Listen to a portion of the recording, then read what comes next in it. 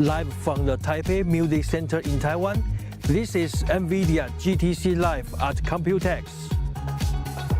The eyes of the tech world are on Taipei as thousands gather at Computex, one of the world's largest showcases in the industry with a focus on AI and robotics, next-gen tech, and future mobility. This year, NVIDIA's founder and CEO, Jensen Huang, will open the conference with his signature keynote address. Until then, we've gathered some of the brightest minds and biggest names in tech to discuss the company's past, present, and future. The stage is set, the lights are bright. It's time for NVIDIA GTC Live at Computex.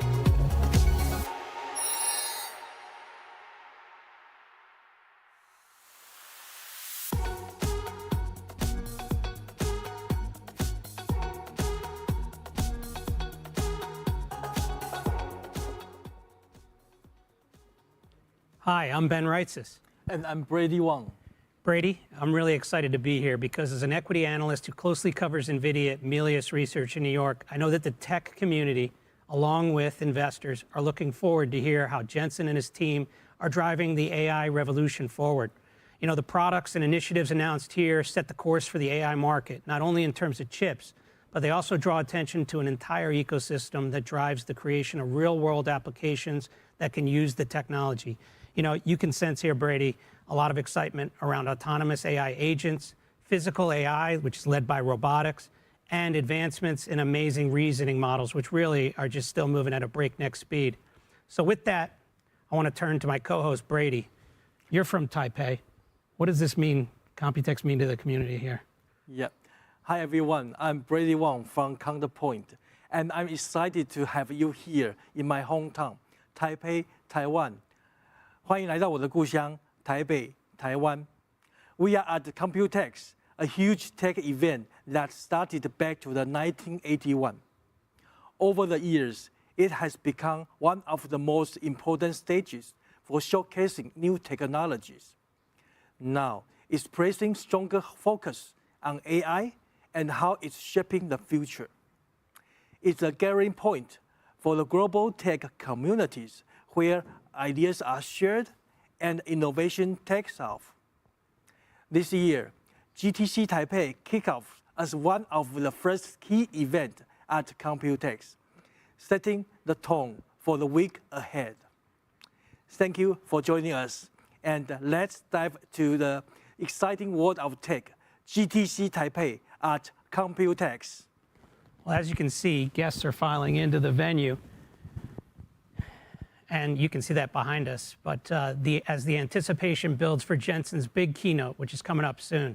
But today in our pregame show, we're going to explore 3 chapters of NVIDIA's story that showcases how it remains at the center of critical partnerships across Taiwan. To that end, some of Taiwan's and the world's most important companies are joining us to set the table for Jensen's big keynote, sharing their unique perspectives and histories from the front lines of AI innovation. So right now, let's take a look at how NVIDIA's humble beginnings grew into something that is changing the world at a remarkable pace.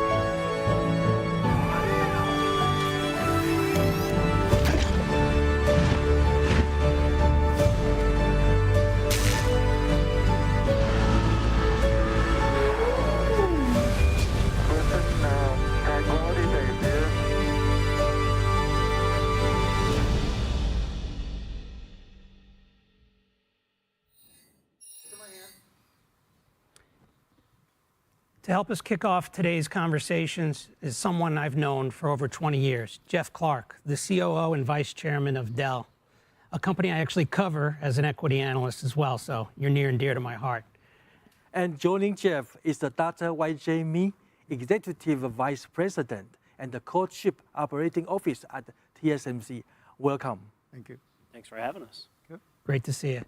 So, Jeff, I was hoping you could tell us quickly why you're here in Taipei.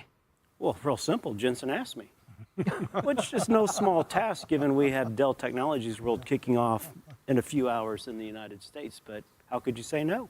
Yeah, he's got a way with people, right? He does. Yeah. Well, you know, maybe, Jeff, you can walk us through your take on the evolution of Dell's partnership with NVIDIA, starting from the early days, the gaming card integration, all the way to these complex full-stack AI systems where you're generating billions of revenue together. Sure. I was thinking about when the first time I met Jensen, which best of my recollection is early 1996. Back in the day when 3D graphics was really making its inroads inside the PC industry. And we started our engagement with NVIDIA. If I recall correctly, it was our Dimension desktop. It was the Riva 128. We put it on the map, and the rest is sort of history. We were on the back cover of PC Mag, which back in those days meant something, where that was a real piece of marketing collateral that drove demand, performance leadership.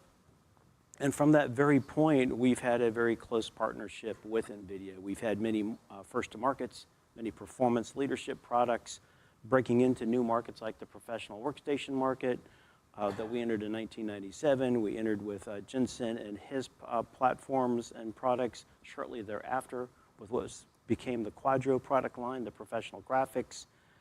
We've been doing work, I think, deep level collaboration for, again, many, many years that led our way to GPUs, led our way to ultimately the things that we're building today.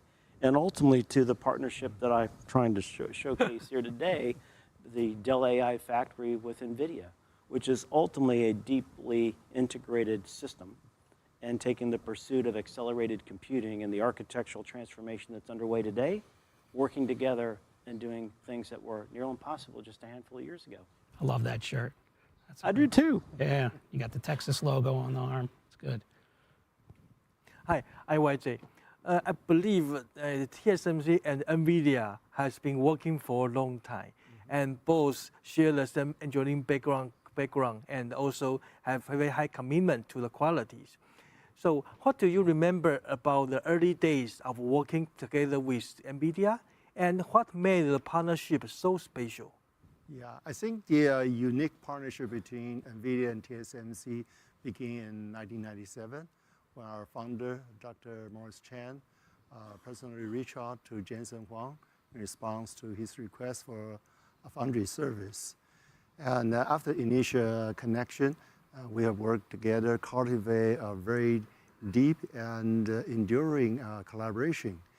And NVIDIA's first product, as Jeff also mentioned, the Riva 128, and also Riva TNT, a star production in TSMC at that time. In TSMC's newly established H Fab 12. Actually, at that time, I was Fab 12's engineering manager, responsible for the quality and yield of that particular product. So since that, until 1997 to 2017, yeah, I think TSMC has delivered over 6 million 12-inch equivalent wafer to NVIDIA. I think the number grows, but we won't be able to release the new number because it's not the public information. However, it's obviously that TSMC and NVIDIA will grow together, and we are thrilled by the remarkable achievement that NVIDIA has achieved, become the global $3 trillion industry leader. Wonderful. Yeah, 1997. Yeah. That's the year I joined TSMC, but I left 5 years after 5 years. Oh, okay.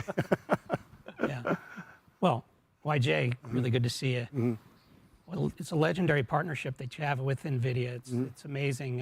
How has the technical collaboration changed over the years? Was there ever a time where you had to tell NVIDIA to change course, or vice versa, they had to tell you? Yeah, I think my major engagements with NVIDIA start from when I engaged with Joe Greco, Senior Vice President of NVIDIA Advanced Technology team. And starting when we were doing the development of 28 nanometer technology. And since that, we have driven the limit of innovation today to 3 or 2 nanometer, TSMC's most advanced technology, as well as our most advanced packaging, CoWoS, the SOIC, 3D die stacking technology. I think NVIDIA is always has the most challenging product with largest die size, very difficult to manufacture, require the highest standard of quality and yield. And, however, we work together very well and closely. And also we are always, NVIDIA is an amazing customer of TSMC. And it's constantly deliver revolutionary product to the world through TSMC's foundry manufacturing service. And at the beginning, we are just a partner on product design and manufacturing service, but now we work together very deep in technology collaboration and development beyond what we call the design for manufacturing or design technological optimization, or even today to system level integration. So, Jeff, now we are in Taiwan, and we know Taiwan is the center of the chip production and also the system production, right? So could you talk about the Taiwan chip and the system pipeline that enable Dell's global executions for decades? Sure, but maybe to build on a little bit about what YJ was talking about. I remember entering this industry, my first design was an 8086. Less than 50,000 transistors, 3,000 nanometers as we would cast it today. 286, 150,000 transistors, 1,500 nanometers. And now you're putting 100 billion transistors on a die at 2 nanometers. Amazing. It's a 3 million times improvement in density, 750 times smaller. That's what's enabling technology. That is why we're able to do and build the things that we're building today. And then you couple that, I was reflecting on my time here in Taipei. I think I first came in 1990, so I've been coming for 35 years. Whoa. I grew up in this industry with many of the tech giants on this island. And I think about the innovation they brought, the manufacturing capability they brought, the engineering capacity and capability, and it's enabling us to take a desktop market to become a notebook market, become a server market, network market, storage market, building out the fundamental infrastructure that our company needs, our customers desire to win in the marketplace. And I think about what's happening today with the computational intensity that we're getting out of the tremendous chips that are being manufactured, putting that together with high throughput, low latency fabric, taking that with some of the high speed disaggregated storage architecture that we have done, you bundle that together and you build these enormous computers that are capable of things, again, that we didn't think of 2 years ago, 3 years ago that were possible to do. And we're solving huge problems, and we've only scratched the surface. Yeah. Well, YJ, sounds like you make the world go round. NVIDIA's got a lot of great products coming. We got Blackwell, GB200s, and the GB300, Rubin. How are you collaborating about what's next? How are you shaping the future? We don't want to steal any thunder from Jensen, but how are you helping them make it happen? Well, for TSMC, it's important for us to put the right technology at the right time, of course, at a cost that makes sense.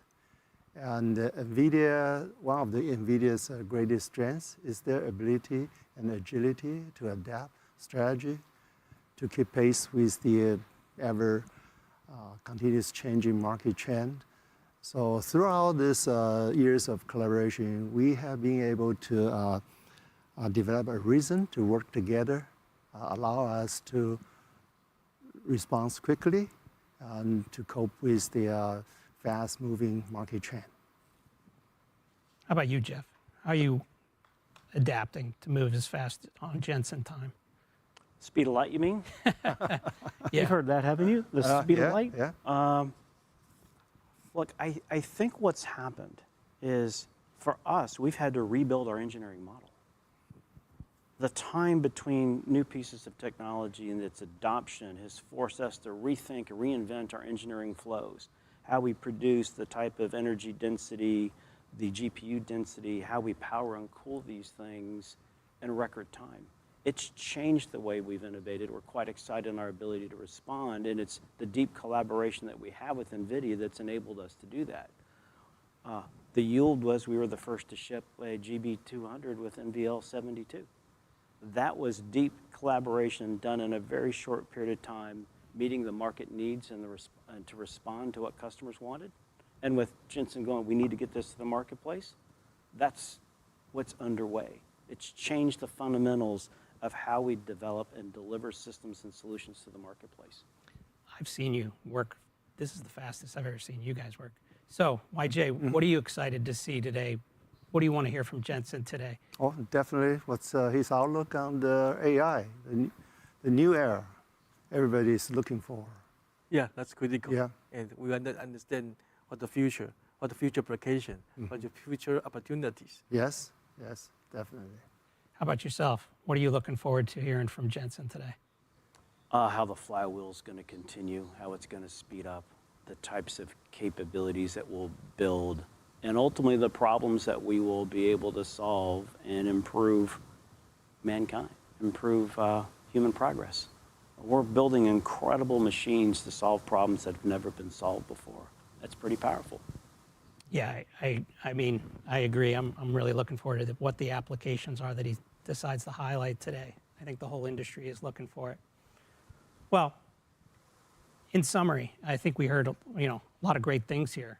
I think that these are two of the deepest partnerships that NVIDIA has, longest standing partnerships.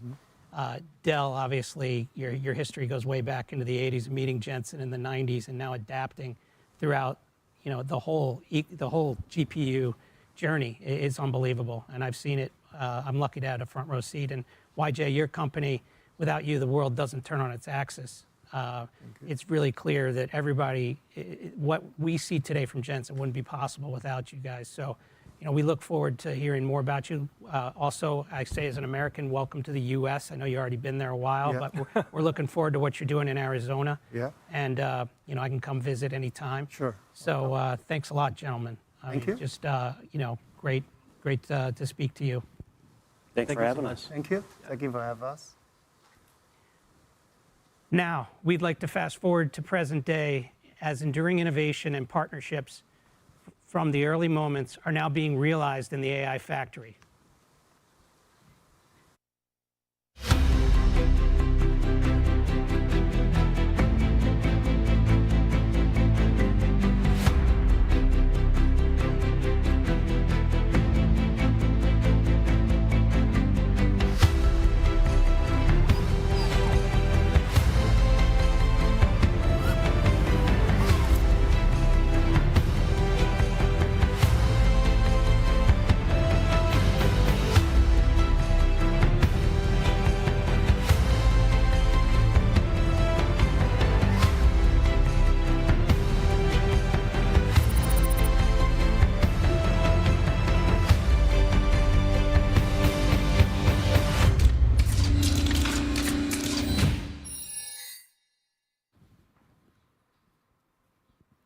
Let's welcome our next three guests, Eva Chen, Jiang Nishi, and Mike Yang. Eva Chen is the co-founder and the CEO of Trend Micro. Jiang Nishi, the chairman of ASUS, and Mike Yang, EVP of Quanta Computer and the president of Quanta Cloud Technologies. Welcome. Thank you. Great to see you. Great to see you. And hi, Brad. Pleasures. Thank you so much. Nice to see you. Nice to meet you here. Yeah. I'm really excited to speak to you all. Eva, we'll start with you. No, thank you. So- Maybe first. Yeah, well, I think you're the only security leader that we're speaking to this morning. So, securing AI is a huge deal. We get asked about it a lot. I want to learn from you. How are you doing it, and how are you working with NVIDIA to secure AI? It sounds like a big job. Wow, that's a big job because, if you think an organization is like a person, security before, we were just securing your leg, your arms, right? But securing AI is you need to go into the brain. You securing the brain and the whole nerve system where the AI is sending the information into all this nerve system. And if you think about IT industry, it's all about the computing power, transfer the data into information and generate intelligence for people to use, right? So this whole stack is hardware, all these people, muscle, to build all those hardware.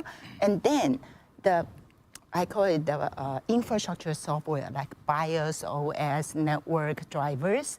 And then on top of it is application software, HR software, finance software, R&D software. Each of them then manage the data, analyze the data, and generate the functional intelligence. That was before. After AI, actually all the data are coming from the top and go into the AI model pre-trained, integrated with the whole computing power.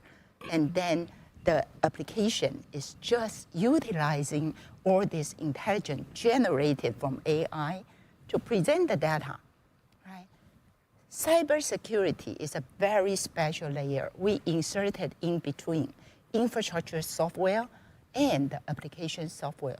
We protect the whole information flow between all this software and east-west traffic information flow. So we require huge computing power to analyze all the data. That's why starting Trend Micro, actually starting 2002, we already tried to explore and utilizing the DPU from NVIDIA. And later on, also using GPU from NVIDIA to do all this security data analysis. But now, with AI, it's even more collaboration. For instance, we are using NeMo, finding the NeMo. We are using NeMo to train our LLM, specialized cybersecurity LLM called Cybertron. And then we also using CUDA. CUDA is the data analysis pipeline, right? We're using CUDA to make sure we can better analyze the data faster. And then we can detect the anomaly using Morpheus system. And then finally, we package all of this, including the LLM and our agent, the agentic AI, or the agent in NIM, in the NIM fashion. And therefore, we can faster deploy all this security into customers' AI infrastructure. So that, I think, a very deep collaboration with NVIDIA. Thanks, Eva. Yeah, there are a lot of insight. And you know, in the morning I talked to Eva, my brain is full of the hardware. Now, thanks for the explanations. Now I understand the critical of the software, especially in the hardware. Yeah. And Johnny, yeah, you are the legend of the Taiwan technology industry. And how is the ASUS approach to qualities and reliability and co-engineering with NVIDIA critical to scale the AI factory?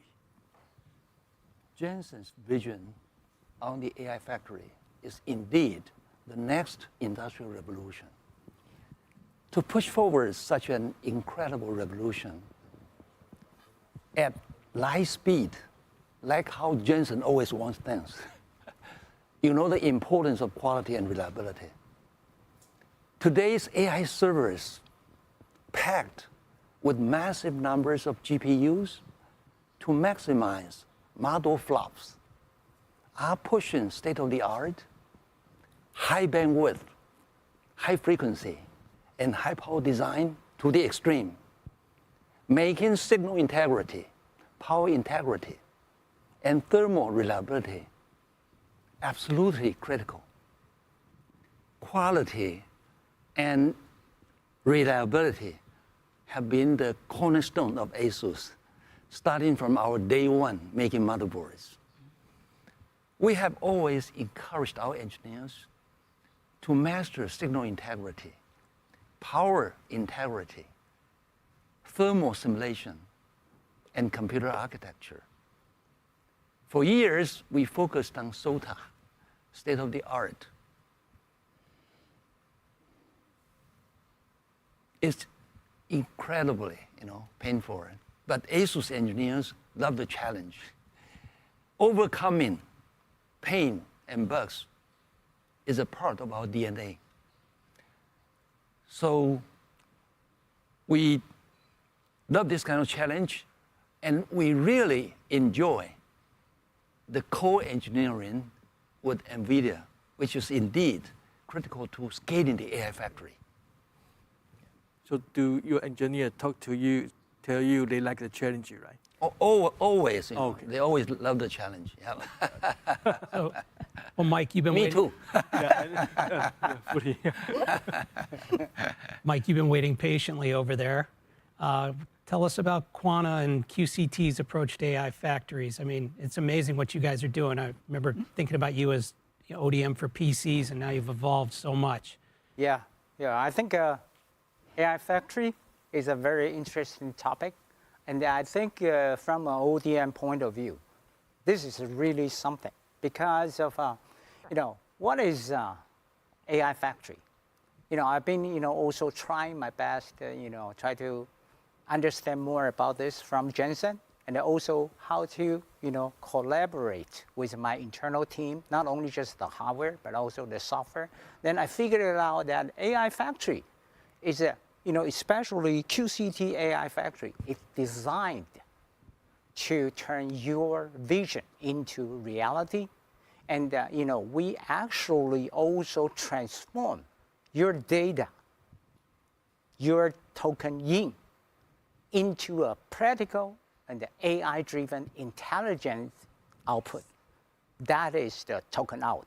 So, in short, AI factory, you can treat it as a token in, token out. But I think AI factory, the most important thing, the core thing is AI infrastructure. The infrastructure is including the server storage network, management tool, and even the facility. But not only just that, but also, we need to work with the open, de facto kind of partnership, the ecosystem. So companies like, NVIDIA, ML Common, and also Hugging Face, and etc. To support enterprise with ML ops, DevOps, and also multi-modelings. And the AI factory is not only just these two, but the most important thing is from the business point of view, you need to fulfill customers' requirement. So from the vertical industry, how you fulfill their use cases with the AI embedded, that's another thing. So we try our best to integrate the whole thing and to speak the same language with our customers and to provide the best fit solution for them. So this is, I think, is what we are calling the AI factory. And from Quanta and QCT's point of view, we've been facing this into our server factory, our manufacturing. And we find out because of the Omniverse, because of the digital twins, it helps us improve the labor cost, cut down 50%, and in terms of productivity, increase 30%. And the most important thing is when we change the line, do the production planning, it also helps us to reduce the time, cut it in half. So I think basically this is the target that we're working on and which is very much in line with Jensen's idea. Yep, right. What I learned from NVIDIA is that the AI factory actually is token creations, token factories, right? Yes. And Yeah. take TSMC, for example, we always expect TSMC to increase the capacity, right? Yes. So we expect the AI factory to create more token and to create more money. Yes. That's how I said it. Business model. Yes. Yeah. And yeah, so again, the question for Mike is that can you discuss how you work with NVIDIA partners to develop the advanced server platform? Right. Okay, I think this is a wonderful journey. I think I still recall that at the beginning stage, we start, my engineering team start working with NVIDIA from the DGX1. I think everybody knows that's the first GPU server for NVIDIA in 2014, 15. So it's been almost 10 years. And since then, up to 2021, we've been working with NVIDIA for generations of HGX server machine for QCT, OTS off-the-shelf product, and not only just that, but also Tier 1 CSP customers' AI server. Okay. So with this, we develop ourselves, become a good bridge between NVIDIA and the CSPs, NVIDIA and the enterprises. So this helps. So with these years, so we've been working with HGX. Let's talk a little bit about MGX. MGX is a very creative modular design architecture project, which allows all the customers can keep up with NVIDIA's product strategy 1 year reason. Because with this, so now you can see that NVIDIA expedite, pull in the schedule of their plan in rack level, scale up to GP200, NVL72. So with both parties' collaboration, and within this project, Quanta QCT, we also provide a lot of system design, system boards design, and also like a mechanical and also thermal design. So I think this is a wonderful contribution, and we love the journey with NVIDIA. And challenge, right? Yeah, well, don't even mention about Yes, that. yes. Always, challenges work with NVIDIA. Because Jensen, I think he is always very, outrageous. Creative. Yeah, creative. So always we need to keep up with, his thinking. Yeah, additional question here. You mentioned the 1 year RIP, right? Yep. Yeah, the first I heard that, I was very surprised because that's a very fast pace, right? So, yeah, you and also maybe the TSMC and the other companies, vendors must also face the challenges. Yeah. Try to keep up with NVIDIA. It's right? it's a big challenge for this industry because usually, for x86, this kind of product lined up usually takes a longer time, So yeah, mature. But comparing to speed of light, Okay. NVIDIA, this is different. So originally, when Jensen mentioned about 1 year reason, everybody, especially from my engineering team, just say, Whoa. "What? Are you sure you want to do this with all the new advanced technology?" Yeah. That is more important. It's not mature Yes. technology, but we take the challenges. Yeah, but you did it. You did Yeah, we did it. Yeah, but I Talking think we about did it. challenge. Yeah. Just preparing this pre-game show thing, the change speed of NVIDIA's staff worker is amazing. Yeah, in the last Every 5 minutes, minute. NVIDIA just launched a new chip. Well, that's great. Hey, Johnny, let's turn to you. I remember listening to you 20 years ago as a player in PCs, but how did you evolve? How did you get ASUS to evolve to be an AI infrastructure company and now partner with NVIDIA for these next-gen systems? Okay, our strategy is to go all in on AI. Okay?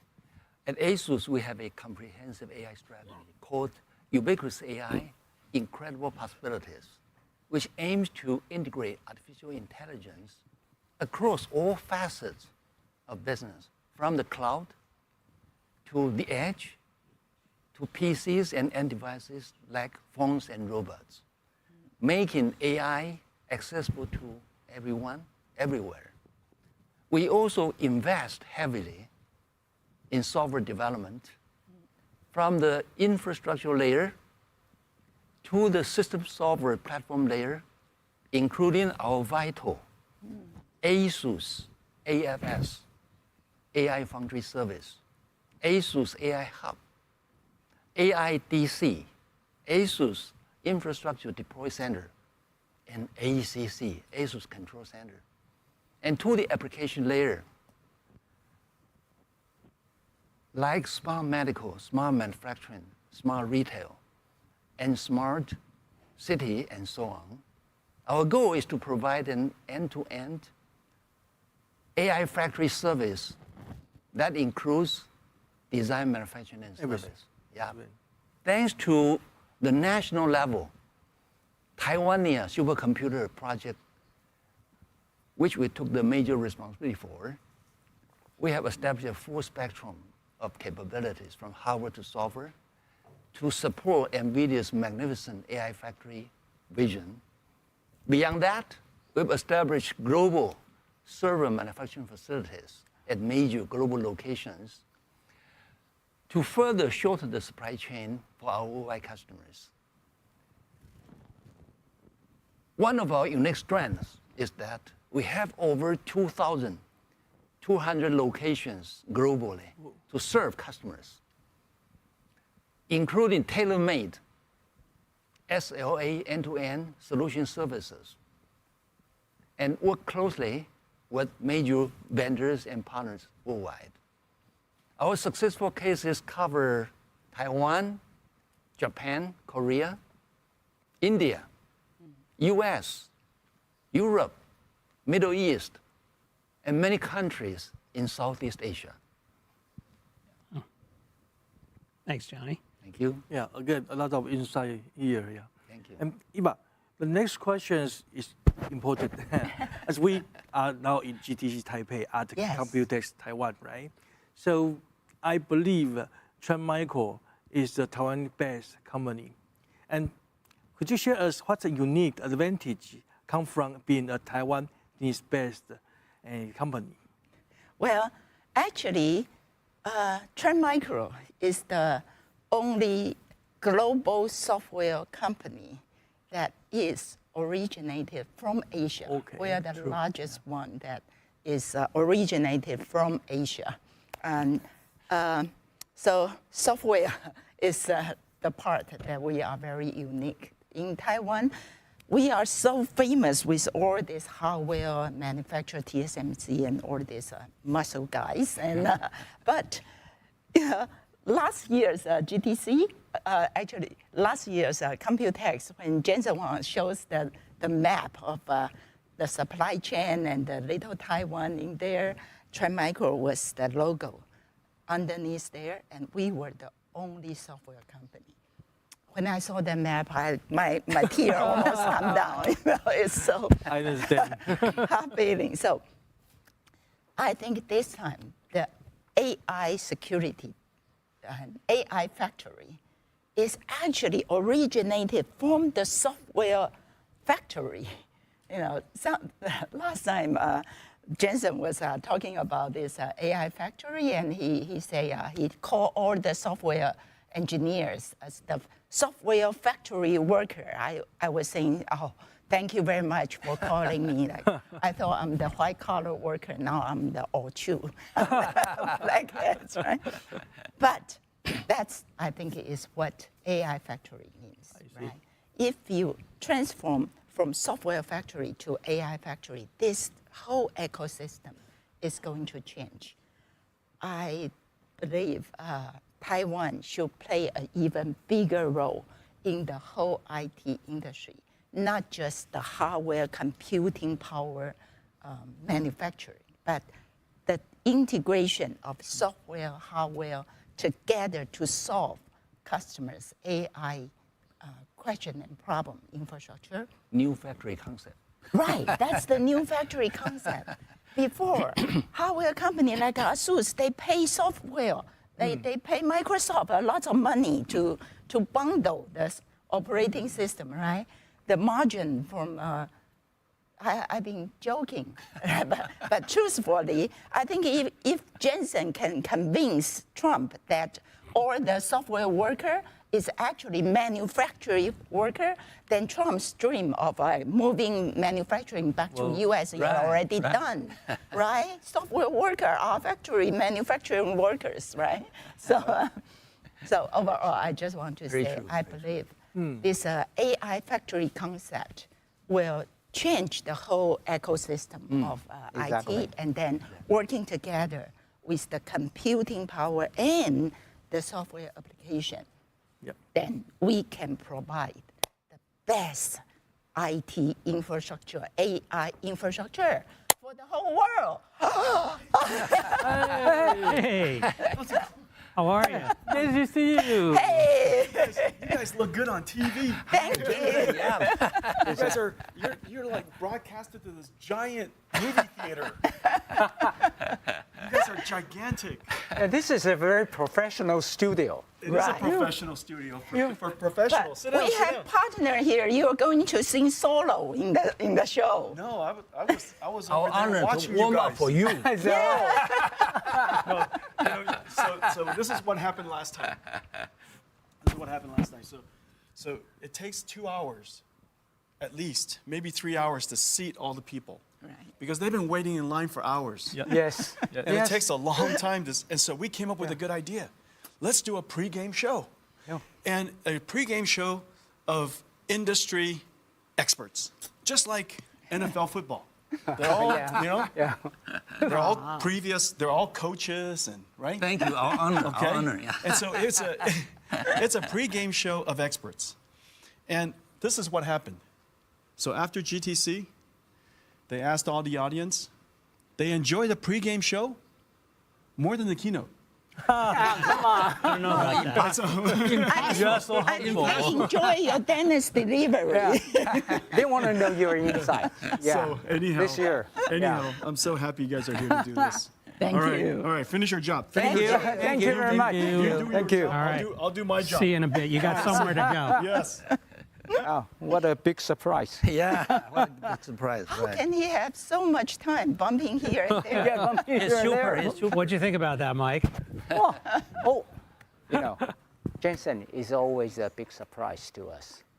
Not only just from the technology, you know, product, but also the business model.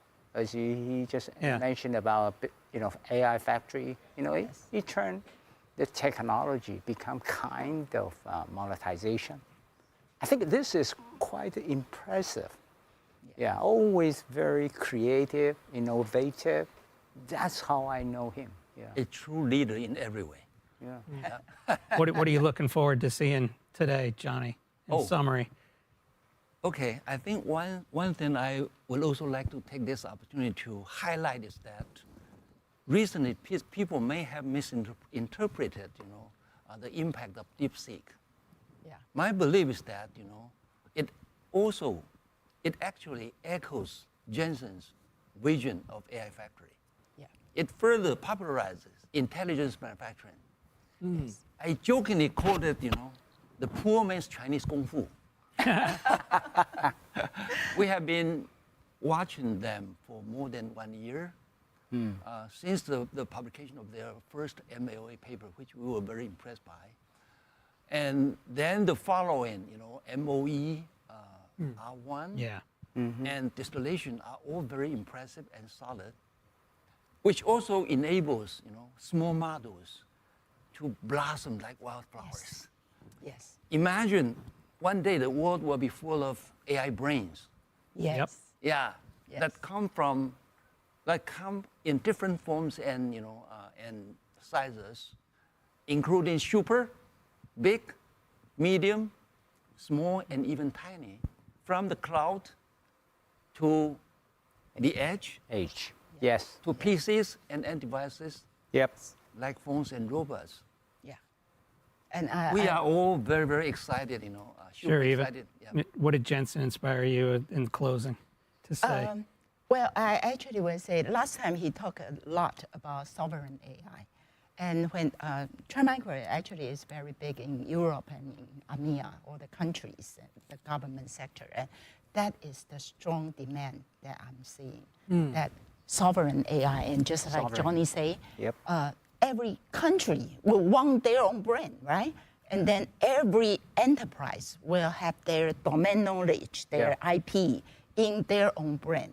So 国有国法家有家规, right? That's what we usually say. So I think what Jensen inspiring me and a lot of the software people is thinking about all this AI is not just one big open AI, right? It's every enterprise, every country will have their own AI. The new universe. Yes. Yeah. Well, thanks so much. Thanks. A lot of great comments out of you all from the security side all the way to the AI factories, these great partners. Thanks a lot for joining us. Thank you. Thank you. Thank you. Thank you. Look forward to Thank talking you. a lot more in the future. Thank you. Thank you very much. So as a reminder to our viewers, Jensen's keynote is coming up at the top of the hour. But before that, let's take a look at how Taiwanese companies and NVIDIA together are advancing physical AI to the next frontier.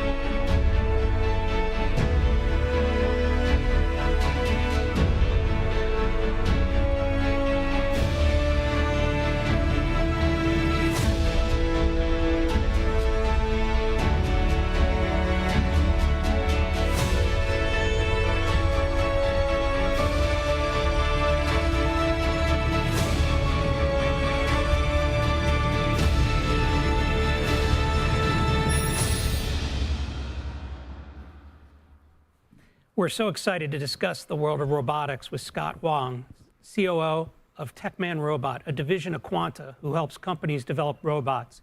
We also have Dr. Peter Peng, Director of Delta Electronics Robotics and Smart Manufacturing Divisions, and finally, Brand Cheng, Chairman and CEO of Foxconn Industrial Internet. Thanks, gentlemen. Thank you. Good morning. Thank you. Good morning. Hi, Scott. Welcome. Yeah. And I have a question. We know the robot in your Techman has a collaborative robot we call Cobot, right? So it's a vision-based robot, right? Could you help tell us about what role did you see the Techman playing in the next wave of intelligence manufacturing, especially in Taiwan? And any practical example, use case you can share with us? Yes, and actually, we started Cobot development around 13 years ago, and actually the Cobot we have is vision embedded. So in the beginning, we think the vision capability is a must to have for the collaborative robot. So we not just provide the Cobot, the motion only. So for example, the vision here, we build in, and it's native. So the capability for a robot is a must to have. So in that timing, we provide a smart robot, collaborative robot for our customer. The differentiation compared with industrial robot is a gap. So because traditional robot, what do they have? The sensing only the motor angle they have in traditional robot, because just they do some movement, one point to another point. So the computing power for the robot, right, industrial robot, is just motion. Only system of degree of freedom. So the computing is very easy. But once the intelligence comes, the vision is most important for the robot, like a human, right? We can understand the environment. We can reasoning, we can planning what we would like to do. That's why we have this capability. Most important is the vision. So 13 years ago, we think it's a must to have.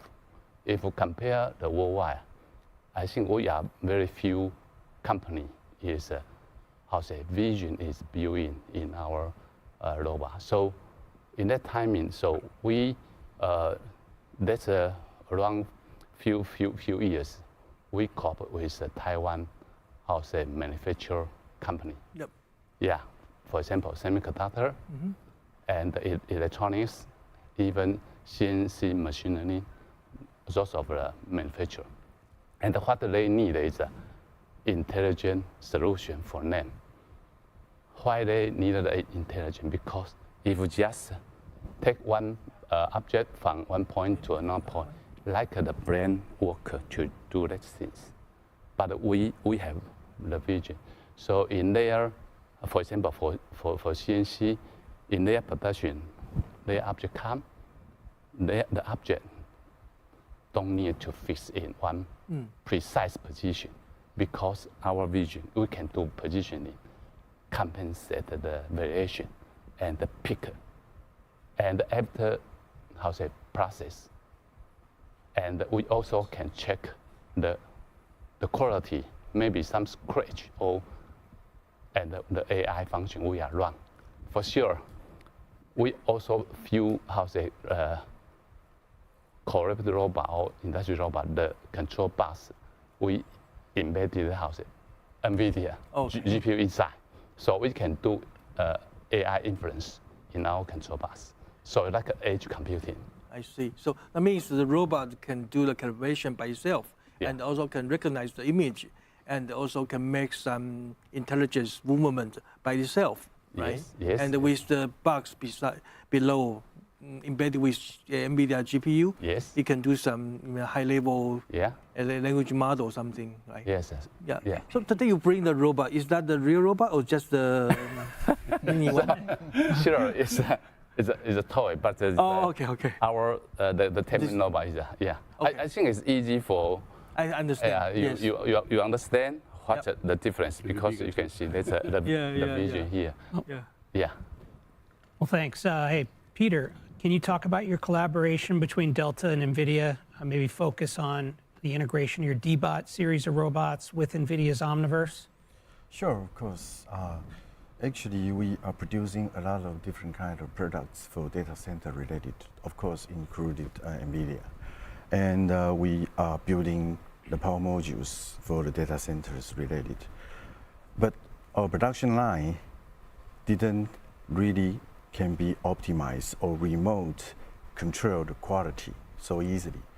Yet, we have the chance to cooperate with NVIDIA, and based on the Omniverse, and combine with our, we call machine and robot twin, that can, based on our edge computing, connecting our machine and robot immediately, real-timely, return the necessary critical parameters and back to remote. For example, our production line in Thailand, in somewhere else in the world, but we can remote monitoring, measuring, and even calibrate, like Scott just mentioned, the robotics. While the machine have some strange things happen, we can remote calibrate based on the Omniverse, thanks to the Omniverse. And we have the beginning from the real to sim. We have the real production line, but together with Omniverse, it becomes better. And that is not enough. People need, we need to have much more productivity. Like Jensen just shared with us the day before, yesterday, mentioned about people used to consider cost down. But now, more and more productivities.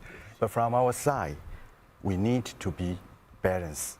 So for the new production line, can we do from sim to real or not? Can we minimize the unnecessary waste as much as possible? So we also cooperate to based on the Omniverse to do the virtual design, even from the very beginning of the product design. And then later on for the related machine, robotics, together with the necessary process technology to make the products correct and make the customer satisfied. So based on Omniverse, again, we do from sim to real. That means we don't need to really build the production line so soon, but we can make sure everything that almost like the reality and minimize the try and error after. So we cooperate with NVIDIA so closely from real to sim and sim to real. Okay. So this is what we have done, and we will continue to do not only for the robots, but machine, process, the whole production line. And actually this afternoon we will show the whole factory's simulation as well. Thanks. Well, hey, Brand, great to see you. I mean, you're a company that we look at in our work very closely from your work with iPhones to smartphones to everything. But this robotics initiative is really amazing, and I think it needs more coverage. I was wondering, how did FII and NVIDIA first start working together and collaborating? Okay, so probably people know we are running lots of manufacturing for the electronics.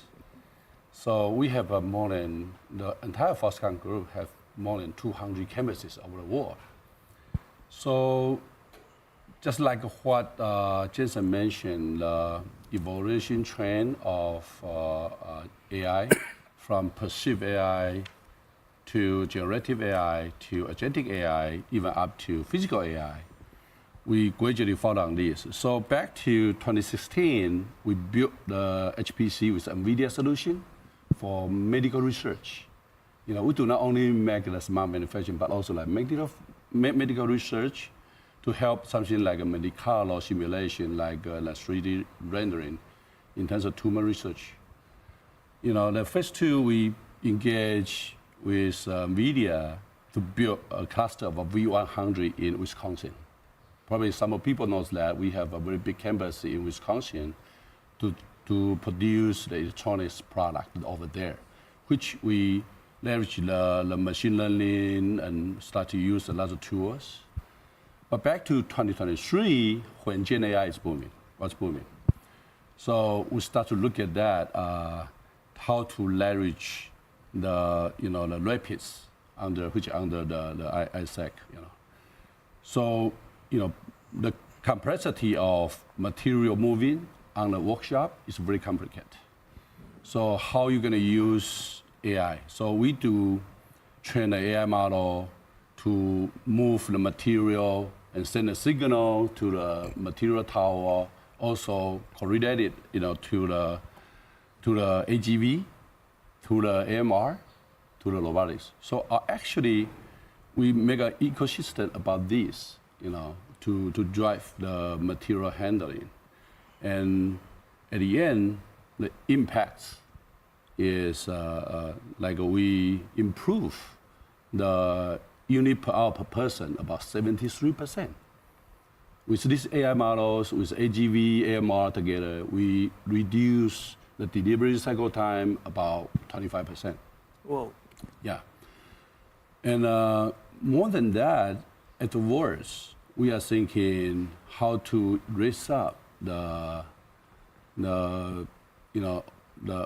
automation level, because in a lot of manufacturing process, if you look at that, some things you really can do the automation and put robotics inside, but for some material, maybe very soft, very flexible, then you need more, something more beyond than robot arm or AMR or AGV, which maybe you need humanoid robots.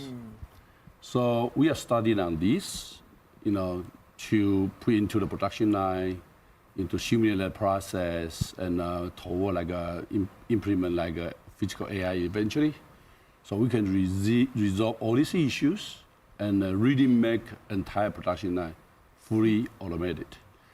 So with this, as an example, I believe a lot of companies, especially Taiwanese, Asian company, like to invest in Vietnam in this era, right, in this decade. A lot of people think about that. In Vietnam, maybe the labor costs are cheaper, they have many people. Actually, this is wrong. Vietnam, probably their population less than 100 million. Compared to China, it's about nothing. So actually, the automation level we have in Vietnam is very high. You know why? Because they don't have so many technicians which can repair the machine, can optimize the parameters, right? Can coordinate the layout and so on. So we implement AI model. We implement AIM technologies to make it easier. Then how are you going to enlarge this? So we use Omniverse. So back to Vietnam and the factory we have in Taiwan, you can see that in 2024, both our factory in Taiwan and in Vietnam got certified by World Economic Forum as a lighthouse factory. So the lighthouse factory is not just automation, but also come with a lot of agentic AI application already. you know, and the server factory we have in Taiwan is the first one in the world for the server, you know, as a lighthouse factory. So going forward, just like Dr. Peng said that, we leverage NVIDIA, work very closely on the Omniverse. How you're going to reduce your cycle time, how you're going to drive high accuracy, high efficiency, high consistency for your operation when we have more than 200 campuses for the same product, Omniverse. With Omniverse, with the Isaac platform NVIDIA have, we work on robotics, you know, then also lots of LLM training. Then we can keep moving forward to duplicate. Then we can do simulation, we can do validation, we can do decision making. At the end, we measure everything before we deployment. You're a pretty good Omniverse salesman, by the way. Oh, really? Because I'm doing that. I have a whole team, whole bunch of team doing this because Got it. the thing is, we faced challenge before. Now we see the solution. So we need to adopt invented solution to resolve the all issue we have, right? So we can overcome. Yeah, so we can overcome the challenges coming along the way. Yeah. Thanks. A lot of good insight, and I always like to hear about the use cases, and you to bring a lot of use cases. Yeah. And next question is to Peter. I think we have some discussion yesterday or a few days ago, right? Yes. So could you tell us how is the partnership with the NVIDIA simulation accuracy and also help to accelerate the development of robot solutions? Of course, sure. Just right after Brent just mentioned, we are so pleased and thanks to the NVIDIA-related USD and that so wonderful universal scenery descriptor that connect all different kind of tools that we are using for the old times, but nowadays all connect together. And just like we just discussed, how Isaac Sim can help us. How Isaac Sim can help us. For example, we do the kinematics of the robots for long times, but that is not enough. It must integrate with the necessary critical process who really makes the product come true together. And again, together with Omniverse, not only Isaac Sim, but also Isaac Gym, that we can pair processing much speeder because pair processing and the speed can be double and double. And also, one very critical, important secret is, can we do the machine for producing the product at the beginning? Not wait until the prototype almost complete. That could be too late already. Okay. So we are appreciating the Omniverse supplied a world foundation model, and that the Q-Curious can support multi-user at the same time in the same space. And can duplicate to the other. For example, when you are designing product, maybe you are too busy, no time, but we can see what you are doing, and then we can consider, okay, we know what Brady is thinking right now, so we have to match, synchronized, cooperate, concurrent engineering at the same time. So, mention about again what Jensen just mentioned. The cost is very important. The productivity is important, and also the cycle time is very important. And we are wondering if we can secure the quality. That means what? Do the right thing right at the first time. So if we can do the job well at the beginning, together, synchronized. It's an idea before, but nowadays, thanks to Omniverse, we have the chance to do it together at the beginning. Then we can synchronize from time to time to make the unnecessary waste down to the minimum. So how about the speed? Must be very fast, right? Yeah. The world is changing. And efficiency. Accelerations, so we need to be flexible and quick. So about, for example, our company's robot. I start my first job 40 years ago for robots, very, very old time. And I start from industrial robot, collaborative robot. Our depot collaborative robot is not only a robot, but much more important, it's a solutions that can really solve the end customer's problem, not only motions, but process. And thanks again to Omniverse, the simulations becomes much more real. You mentioned the accuracy. How can we do it? Not only kinematics, but the dynamics. How about you thinking the skin the material, all kinds of physical that we cannot identify so clear before. And also at the same time, we used to do a lot of process simulation, for example, by using ANSYS. Nowadays, that all can be connected with Omniverse, or even just do it in Omniverse. So a lot of challenge coming, but still I believe together with Omniverse, we can conquer so many things. Not only the machine, not only the production line, but the whole factory. Just quickly, Scott, wanted to ask you one more question. Okay. You know, robots used to follow scripts. Yes. Now they adapt and learn in the field, go around and learn. How did you deal with that in work in industrial robots? How did your team adapt and work with that in the industrial setting? Yes, I think that for the robot, right? Actually, is some challenge we need to solve. And for example, for sure the smart robot is needed for the end customer, but how easy for the engineer they can implement the solution in their production line. Currently, in automation industry, actually is still a gap. So we try to provide a very easy to use solution for our customer and our partners.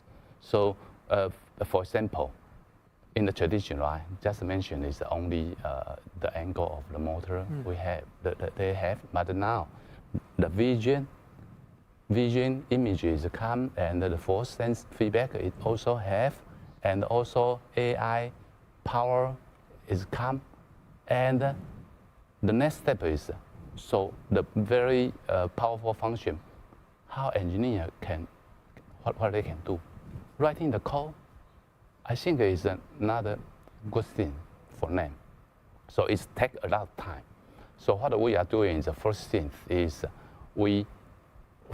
hardware portion. Hardware is easy, ready to go. What I mean ready to go? So it means once the robot, right, they have the robot, and we also provide the autofocus camera in our system, so they can for position, and one is a sensor inside, for sensor inside. So then what they have is for hardware already one platform, and the second thing is the software. Yeah. Well, we're almost out of time, but Brand, let's start with you. Wanted to see what you're excited that maybe Jensen could say today. What are you excited about? We'll go down the line. We really appreciate you being here. Yeah, I think this is the AI era, very important. So back to us. When we are running such scale of global operation, we do need to leverage the new technology. Peter mentioned Omniverse, Scott mentioned about robots. So if you look at that, the Gen AI essentially require data, require computing power, require algorithm or AI model. So as the leading company for smart manufacturing in the world, I think Foxconn Group is driving. We collect all kind of manufacturing data. You know that, right? So second thing is we built gradually a lot of computing power from Kaohsiung. Now we have H100, H200, all implement there. Then move to Wisconsin, we have a V100, which was built in 2020. And also we have the computing power in China with H20. Then we are going to build, we already built the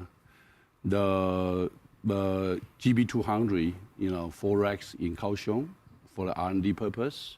So going forward, we could even build more. Like, I think the Chairman Yang Liu, Foxconn Group, mentioned that we're going to build 64 racks in Kaohsiung as the initial one. And moving forward, probably you heard about that. Foxconn Group invests a lot in Houston. We're going to build more the computing power with GB200 or 300 in Houston to help us out. So with this, then we start to run the AI model algorithm. How are we going to make it? Again, Omniverse. Got it. Omniverse. Yeah. And any quick words, Peter?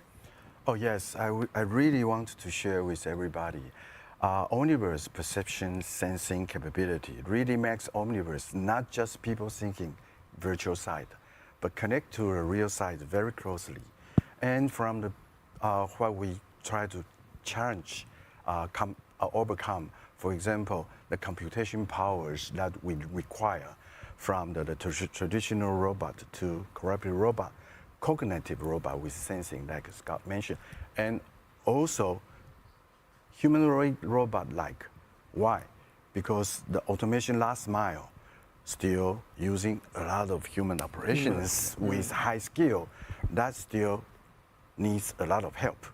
But thanks to Omnibus, again, there is a very high degree of freedom, human models that can really helpful for this. So again, thanks to NVIDIA's computation powers, we can do not only the cloud, but also the edge, but also embodied that not only agentic, but also physical AI.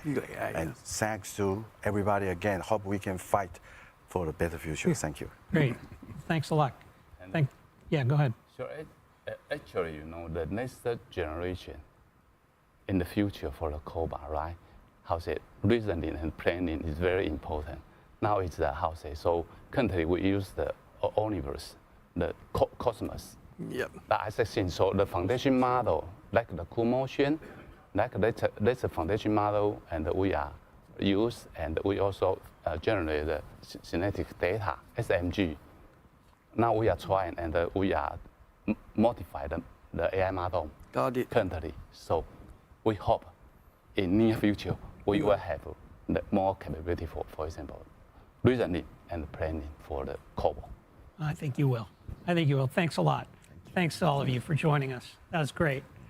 Well, what a great session. So Brady, you know, you're a local AI expert and Foundry. What did you think about what was going on, what you heard today? Yeah, I think it's a critical point, especially in Taiwan, because we are the center of the chip productions and also system productions, and a lot of robot vendors are working with NVIDIA. So I think it's a good opportunity for Taiwanese companies to start in the robotics industry. Yeah. And Ben, how about you? Being a respected AI research analyst in the world of finance, what stood out to you? I think, you know, Brady, I'm really impressed by how fast people are moving in Taiwan, all these partners, and what it takes from NVIDIA's side to integrate all these partners, manage all these relationships, and move at this speed, and then bring along all these partners who are moving really fast as well. You can see it with Dell and Asus and Quanta and all the folks we spoke to are moving so fast. I've never seen it like this in order to keep up with Jensen's speed of light. And it's amazing. And I'm really looking forward to what he says today. And I think this community here in Taiwan is, I can feel it after being here a few days. It's so strong in terms of, you know, the pride in what NVIDIA is doing and the desire to work with this company. It's very impressive. And I think that, you know, today, what is really clear is that he's a very strong ecosystem here in Taiwan and both globally, and everybody's looking forward to what he has to say to drive the industry forward. We were lucky enough to hear a lot about robotics today, which is one of the next frontiers, but there's a lot of other things I think he's going to say, and it's going to pull this whole island forward, and it's really exciting to see. Yes. So I wanted to also just say thank you all for joining us here at NVIDIA GTC Live at Computex. The countdown is on to Jensen's keynote. It's coming up really soon. And as you see, people are still filing in. So we got to get to our seats, and Brady and I got to get moving. Thanks for watching.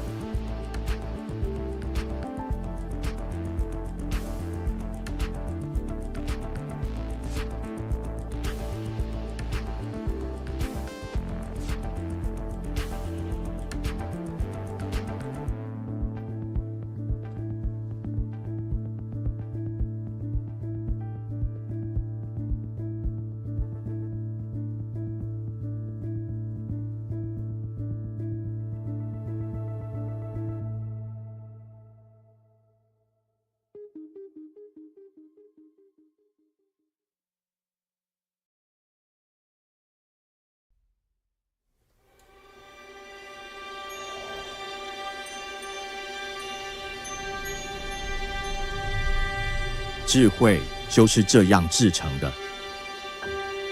一种新型的工厂，制造 tokens， 人工智慧的基石。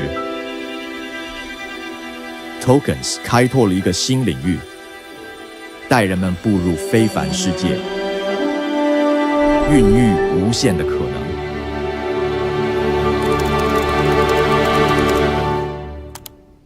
Tokens 将图像化为科学数据，描绘宇宙天文，引领未来的探索者。在地球上，它复印我们的城市，帮助我们克服今日的困难。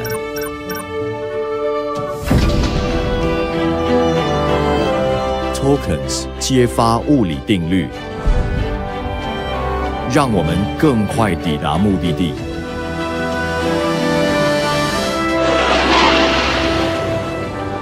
并且不断向前。Tokens 可以提前发现疾病的征兆，助我们揭开生命的奥秘。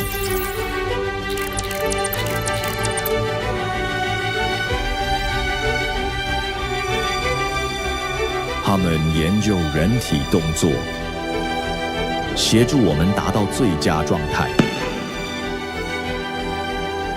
还将现实带入虚拟世界。他们助我们精进技能。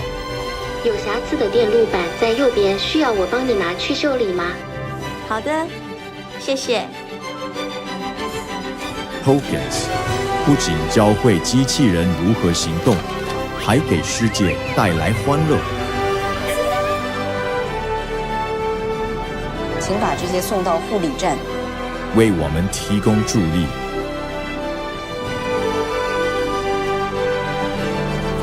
应让美好生活触手可及。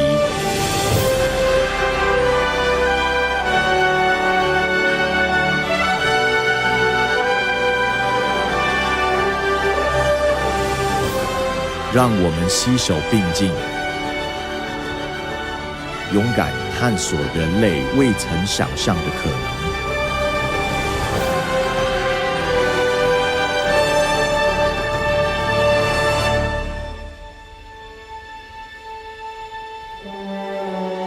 这一切都从这里开始。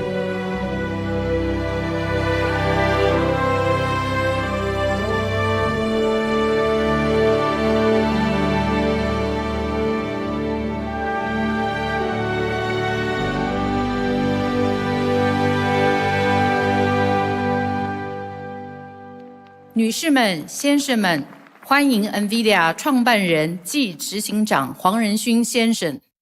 Welcome to the stage, NVIDIA founder and CEO, Jensen Huang.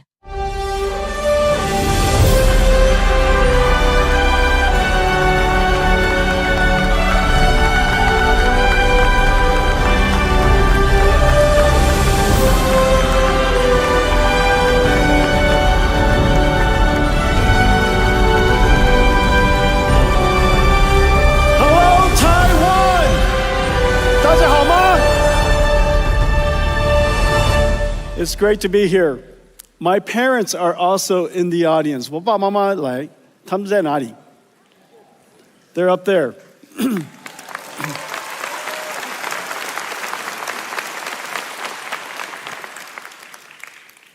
NVIDIA has been coming to Taiwan for over 30 years. This is the home of many of our treasured partners and dear friends. Over the years, you have seen NVIDIA grow up and seen us accomplish many exciting things and have been partnered with me all along the way. Today, we're going to talk about where we are in the industry, where we're going to go,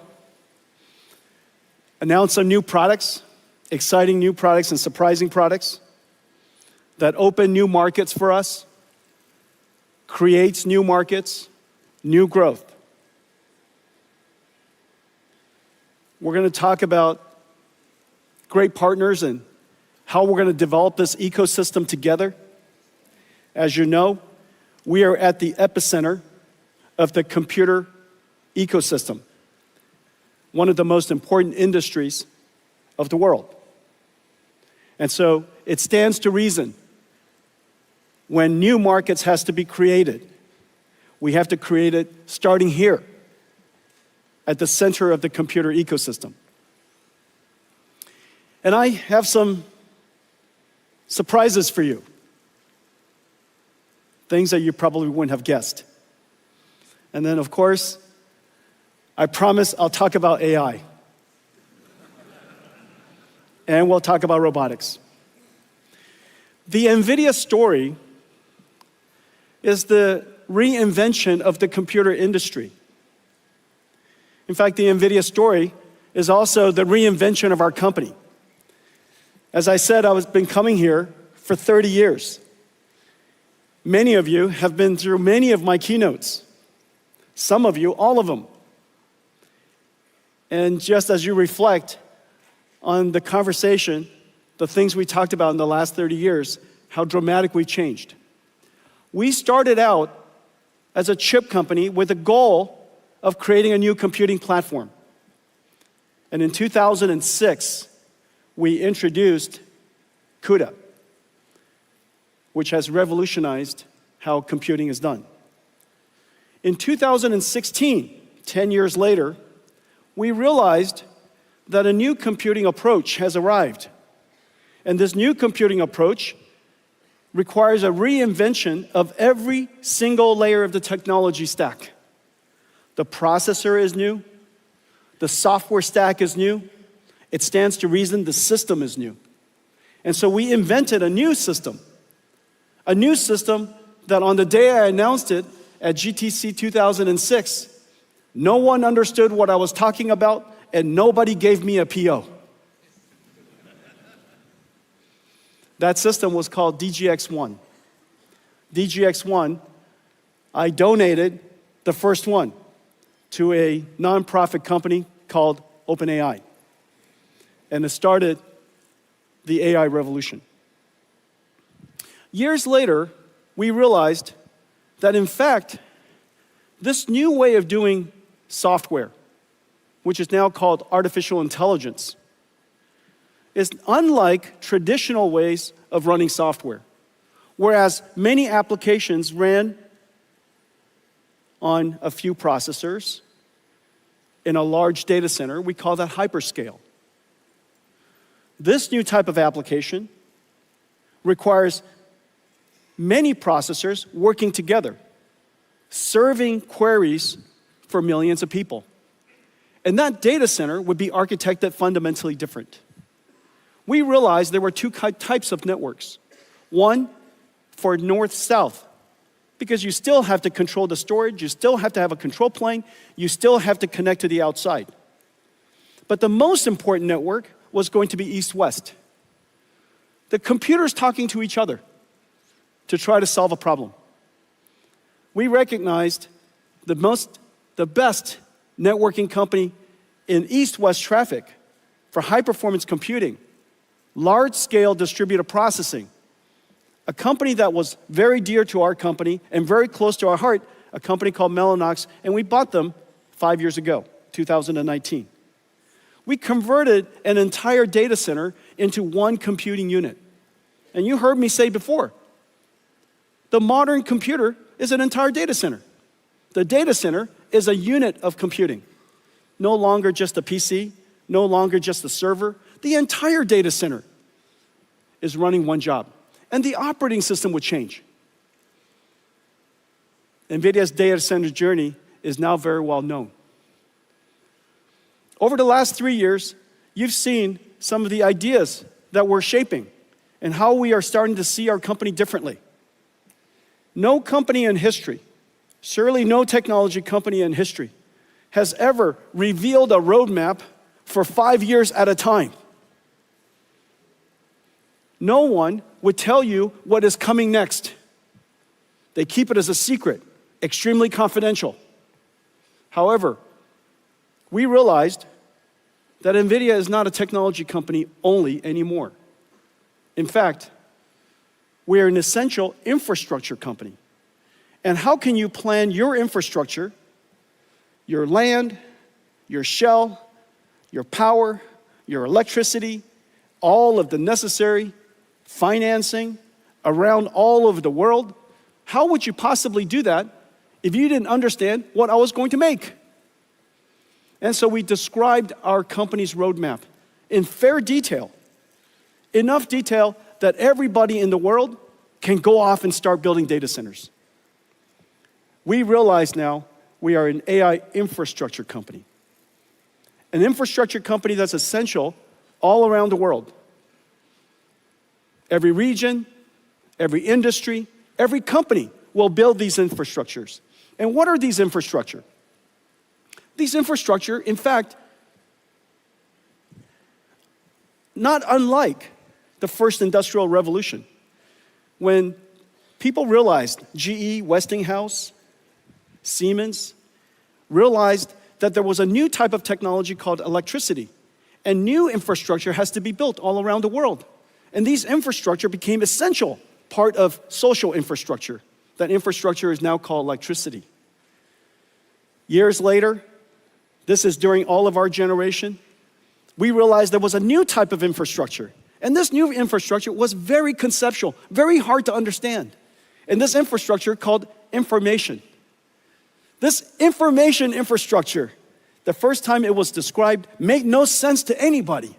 But we now realized it is the internet. And every internet is everywhere, and everything is connected to it. Well, there's a new infrastructure now. This new infrastructure is built on top of the first two. And this new infrastructure is an infrastructure of intelligence. I know that right now, when we say there's an intelligence infrastructure, it makes no sense. But I promise you, in 10 years' time, you will look back and you will realize that AI has now integrated into everything. And in fact, we need AI everywhere. And every region, every industry, every country, every company, all needs AI. AI has now part of infrastructure. And this infrastructure, just like the internet, just like electricity, needs factories. And these factories are essentially what we build today. They're not data centers of the past, a $1 trillion industry providing information and storage, supporting all of our ERP systems and our employees. That's a data center of the past. This is similar in the sense that it came from the same industry. It came from all of us, but it's going to emerge as something completely different, completely separated from the world's data center. And these AI data centers, if you will, are improperly described. They are, in fact, AI factories. You apply energy to it, and it produces something incredibly valuable. And these things are called tokens. To the point where companies are starting to talk about how many tokens they produced last quarter and how many tokens they produced last month. Very soon, we'll be talking about how many tokens we produce every hour, just as every single factory does. And so the world has fundamentally changed. We went from a company, on the day that we started our company, I was trying to figure out how big our opportunity was in 1993. And I came to the conclusion, NVIDIA's business opportunity was enormous. $300 million. We're going to be rich. $300 million chip industry to a data center opportunity that represents about $1 trillion to now an AI factory, an AI infrastructure industry that will be measured in trillions of dollars. And this is the exciting future that we're undertaking. Now, at its core, everything we do is founded on several important technologies. Of course, I talk about accelerated computing a great deal. I talk about AI a great deal. What makes NVIDIA really special is the fusion of these capabilities. And very especially, the algorithms, the libraries, what we call the Computex libraries. We're talking about libraries all the time. And in fact, we're the only technology company in the world that talks about libraries nonstop. And the reason for that is because libraries is at the core of everything that we do. Libraries is what started it all. And I'm going to show you a few new ones today. But before I do that, let me show you a preview of what I'm going to tell you today. Everything you're about to see is simulation, science, and artificial intelligence. Nothing you see here is art. It's all simulation. It just happens to be beautiful. Let's take a look.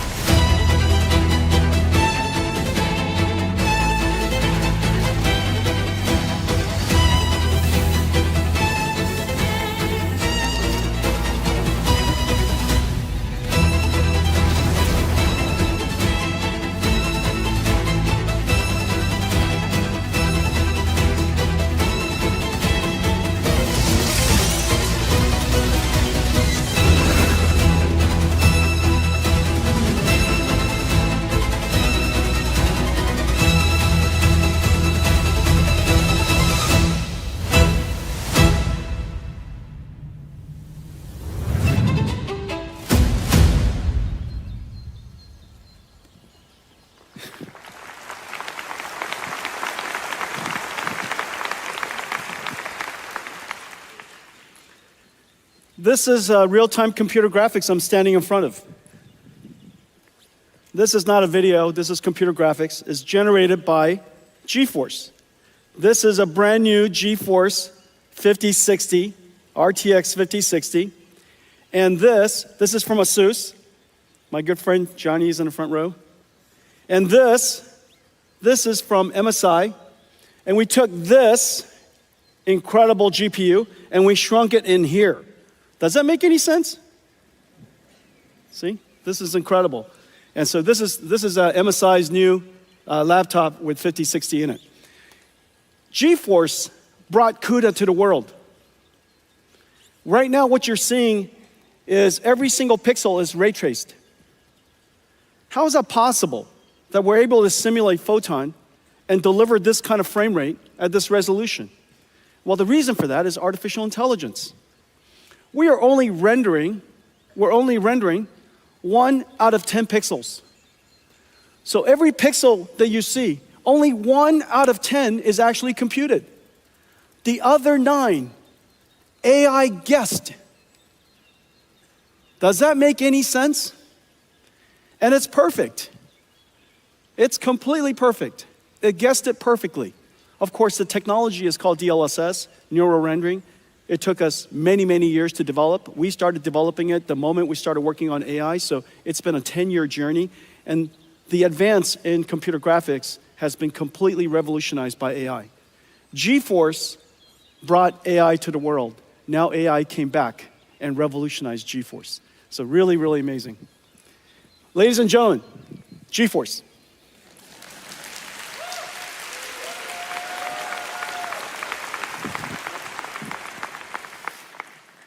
You know, when you're CEO, you have many children. And GeForce brought us here. And now all of our keynotes is 90% not GeForce. But it's not because we don't love GeForce. GeForce RTX 50 series just had its most successful launch ever, the fastest launch in our history. And PC gaming is now 30 years old. So that tells you something about how incredible GeForce is. Let's talk about libraries. At the core, of course, everything starts with CUDA. And by making CUDA as performant as possible, as pervasive as possible, so that the install base is all over the world, then applications can find a CUDA GPU quite easily. The larger the install base, the more developers want to create libraries. The more libraries, more amazing things are done, better applications, more benefits to users, they buy more computers. The more computers, more CUDA. That feedback path is vitally important. However, accelerated computing is not general purpose computing. General purpose computing writes software, everybody writes it in, Python or C, and you compile it. The methodology for general purpose computing is consistent throughout. Write the application, compile the application, run it on a CPU.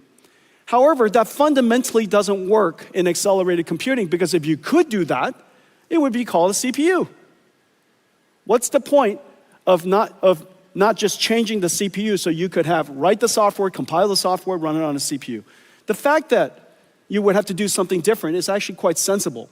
And the reason for that is because so many people worked on general purpose computing, trillions of dollars of innovation. How is it possible that all of a sudden a few widgets inside a chip and all of a sudden computers become 50 times faster, 100 times faster? That makes no sense.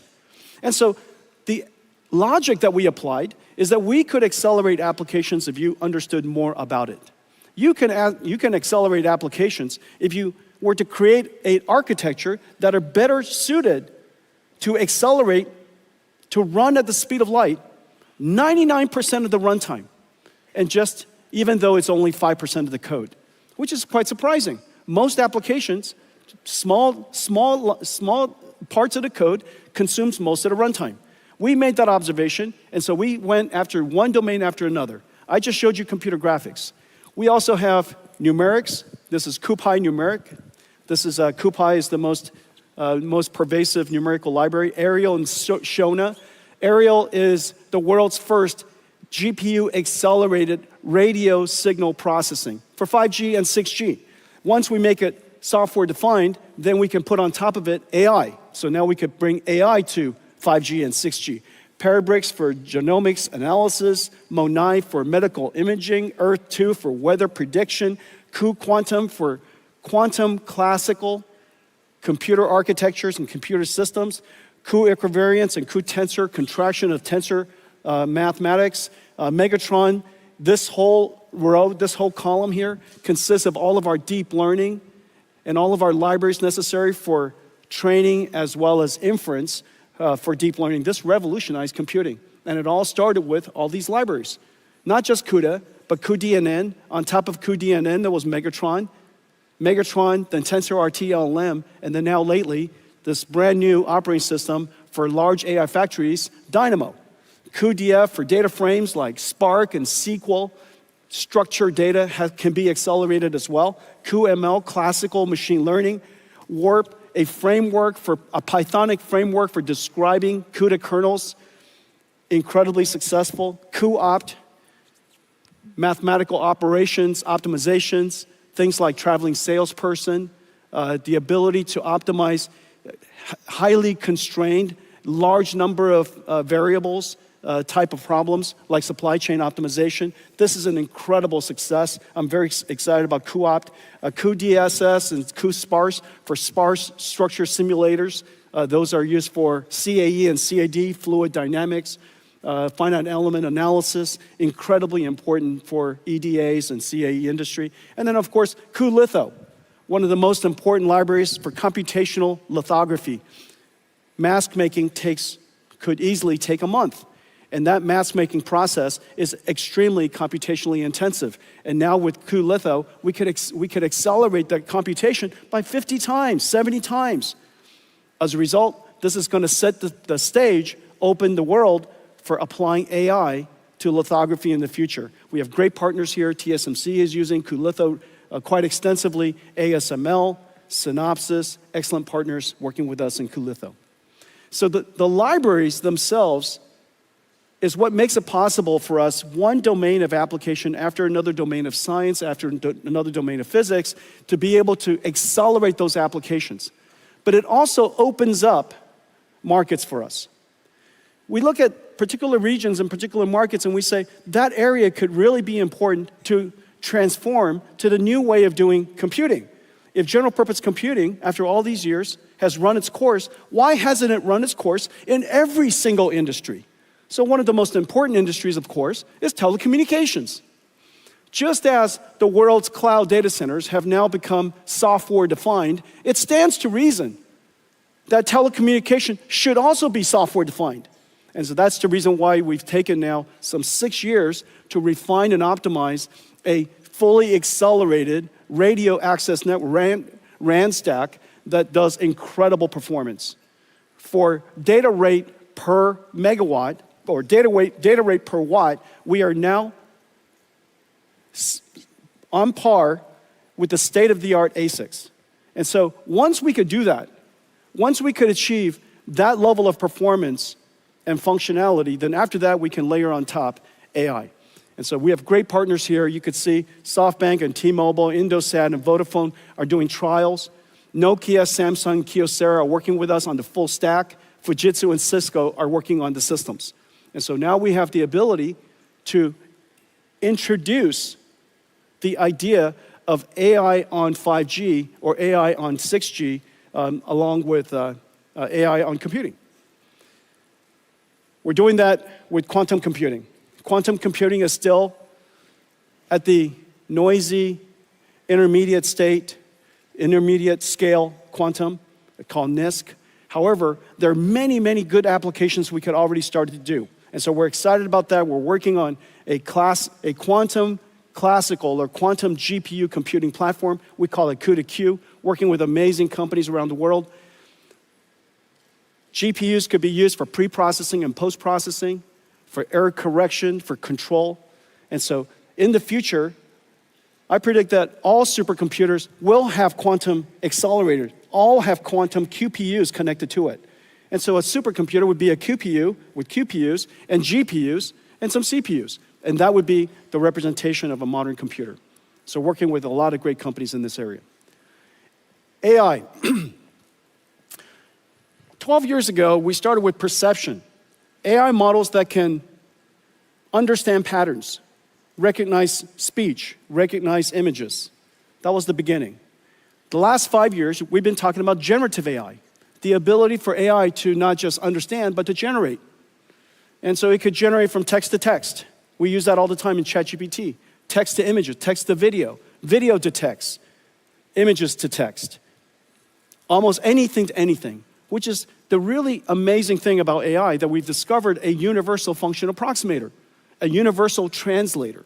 It can translate from anything to anything else if we can simply tokenize it, represent the bits of information. Well, now we have reached a level of AI that's really important. Generative AI gave us one-shot AI. You give it text and it gives you text back. That was the 2 years ago when we first engaged ChatGPT. That was the big, amazing breakthrough.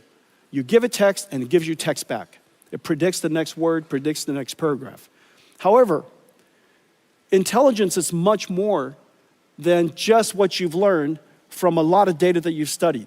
Intelligence includes the ability to reason, to be able to solve problems that you've not seen before, to break it down step by step, to maybe apply some rules and theorems to solve a problem you've never seen, to be able to simulate multiple options and weigh its benefits. Some of the technology you might have heard about, chain of thought, breaking it down step by step, tree of thought, coming up a whole bunch of paths. All of these technologies are leading the ability for AI to be able to reason. Now, the amazing thing is, once you have the ability to reason, and you have the ability to perceive, that is, let's say, multimodal read PDFs, you could do search, you can use tools, you have now agentic AI. This agentic AI just does something that I've just described all of us do. We're given a goal, we break it down step by step, we reason about what to do, what's the best way to do it, we consider its consequences, and then we start executing the plan. The plan might include doing some research, might include doing some work, using some tools. It might include reaching out to another AI agent to collaborate with it. Agentic AI is basically understand, think, and act. Well, understand, think, and act is the robotics loop. Agentic AI is basically a robot in a digital form. These are going to be really important in the coming years. We're seeing enormous progress in this area. The next wave, beyond that, is physical AI. AI that understands the world. They understand things like inertia, friction, cause and effect.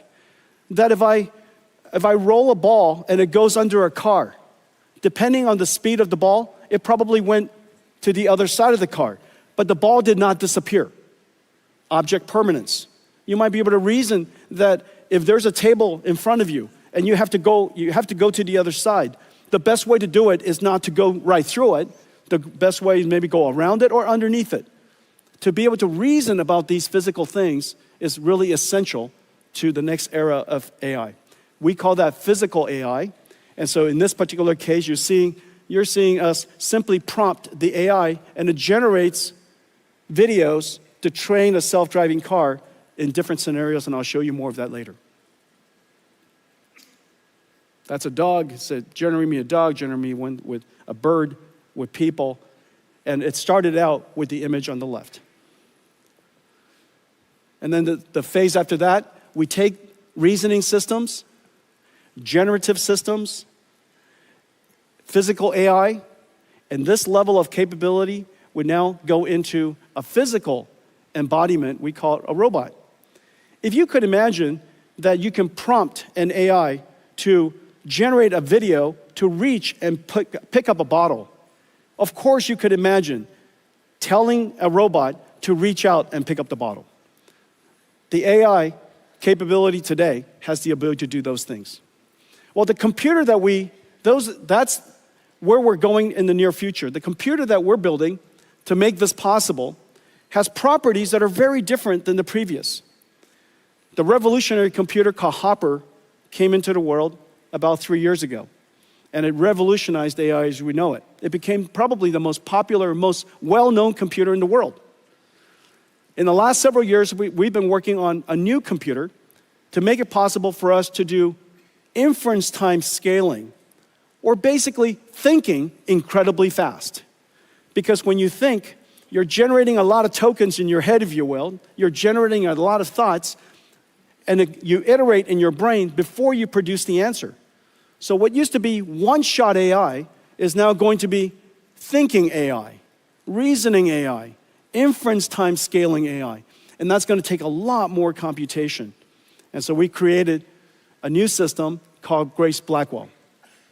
Grace Blackwell does several things.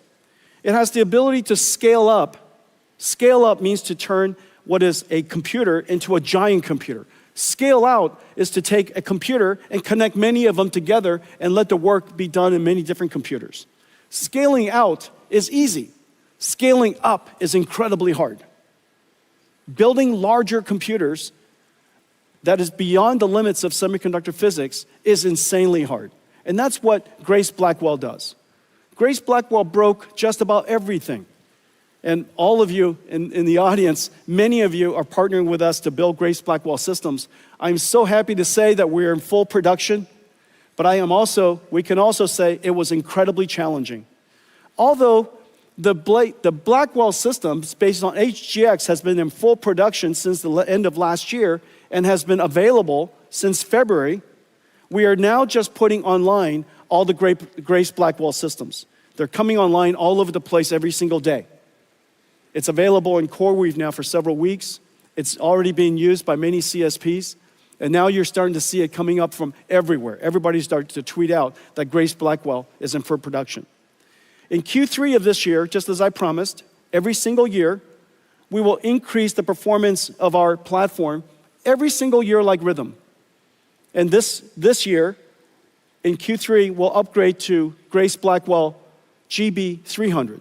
The GB300 will increase the same architecture, same physical footprint, same electrical and mechanicals, but the chips inside have been upgraded. It has upgraded with a new Blackwell chip. It's now 1.5 times more inference performance, has 1.5 times more HBM memory, and it has 2 times more networking. And so the overall system performance is higher. Well, let's take a look at what's inside Grace Blackwell. Grace Blackwell starts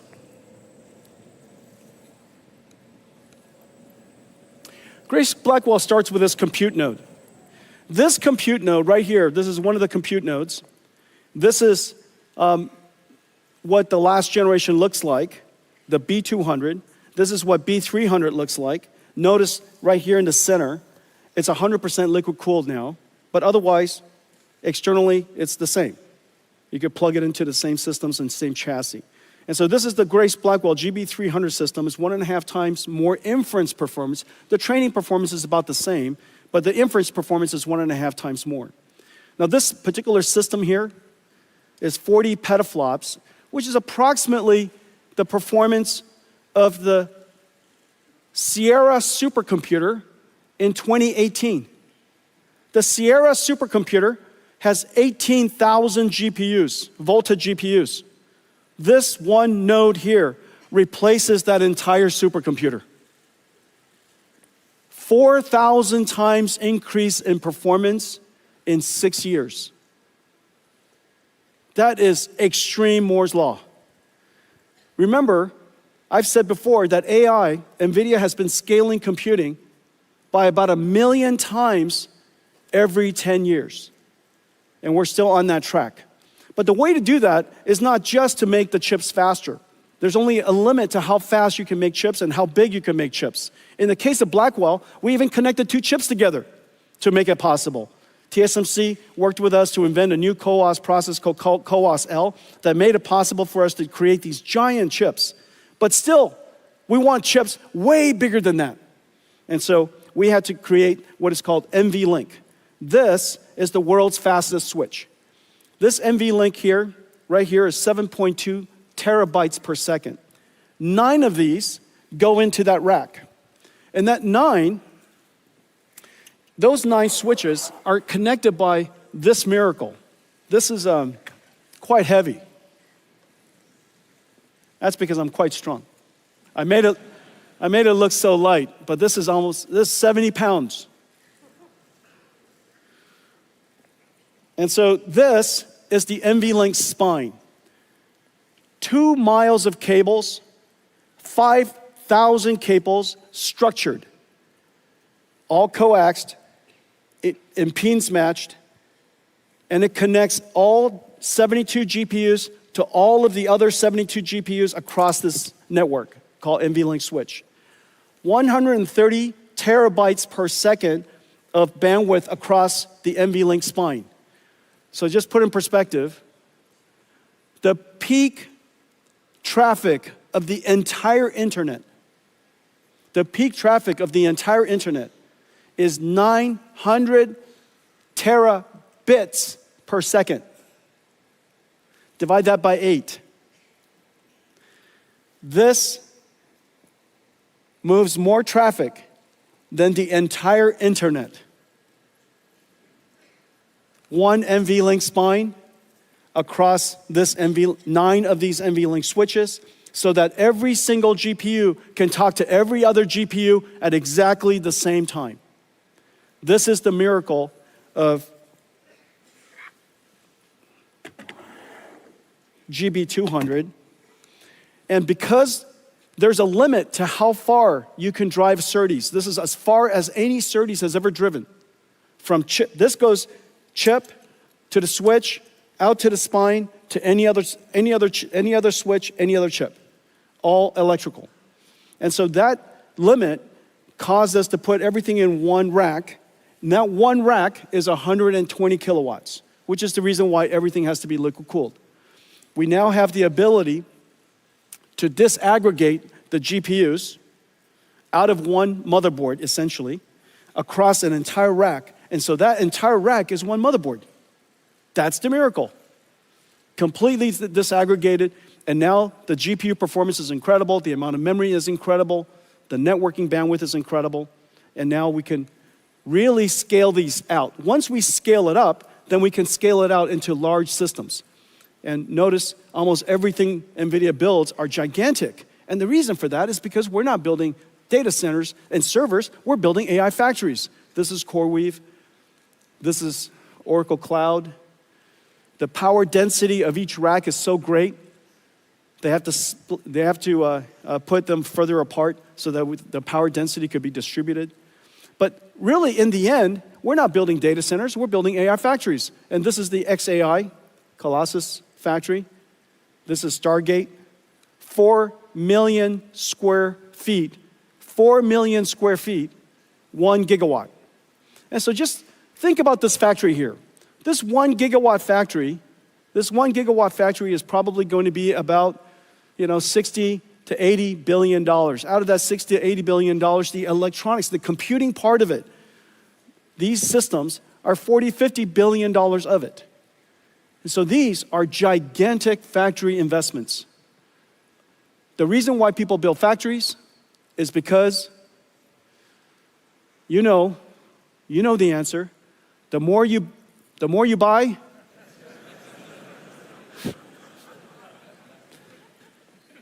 say it with me. The more you buy, the more you make. That's what factories do. Okay.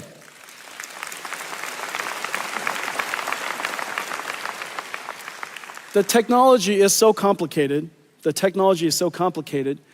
And in fact, just looking at it here, you still cannot get the deep appreciation of the amazing work that's being done in all of our partners and all of the companies here in the audience in Taiwan.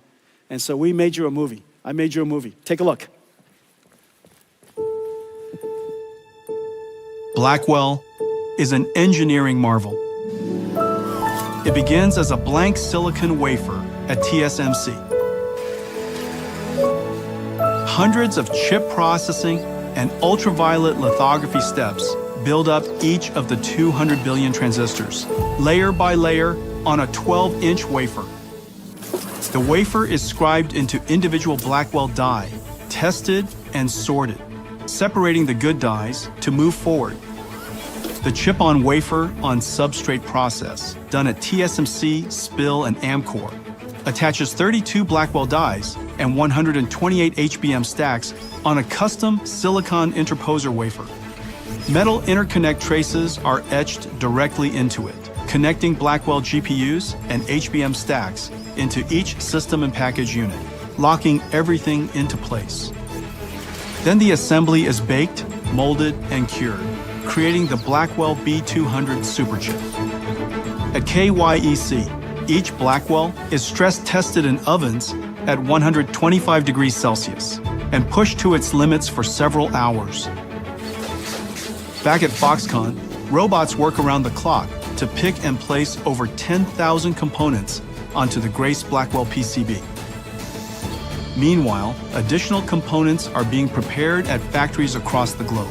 Custom liquid cooling copper blocks from Cooler Master, AVC, Auras, and Delta keep the chips at optimal temperatures.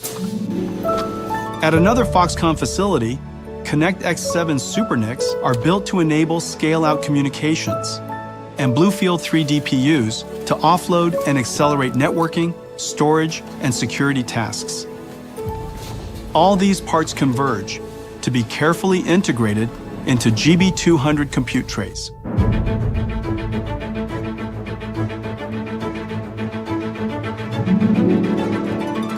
NVLink is the breakthrough high-speed link that NVIDIA invented to connect multiple GPUs and scale up into a massive virtual GPU.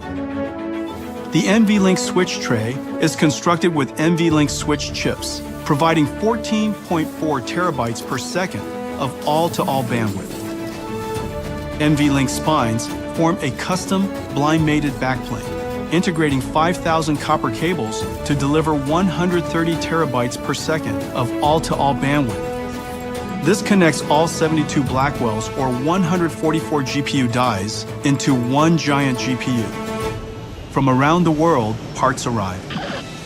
From Foxconn, Wistron, Quanta, Dell, Asus, Gigabyte, HPE, Supermicro, and other partners to be assembled by skilled technicians into a rack-scale AI supercomputer. In total, 1.2 million components, 2 miles of copper cable, 130 trillion transistors, weighing 1,800 kilograms. From the first transistor etched into a wafer to the last bolt fastening the Blackwell rack, every step carries the weight of our partners' dedication, precision, and craft. Blackwell is more than a technological wonder. It's a testament to the marvel of the Taiwan technology ecosystem.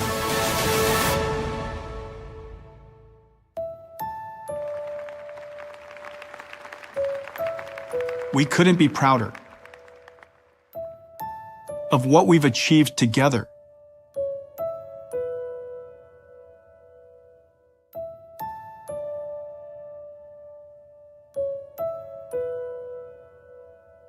Thank you, Taiwan.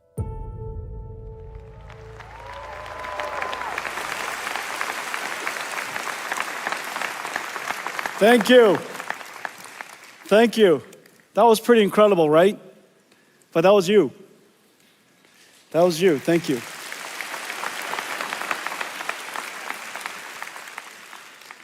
Well, Taiwan doesn't just build supercomputers for the world. Today, I'm very happy to announce that we're also building AI for Taiwan. And so today we're announcing that Foxconn, Taiwan, the Taiwanese government, NVIDIA, TSMC, we're going to build the first giant AI supercomputer here for the AI infrastructure and the AI ecosystem of Taiwan. Thank you.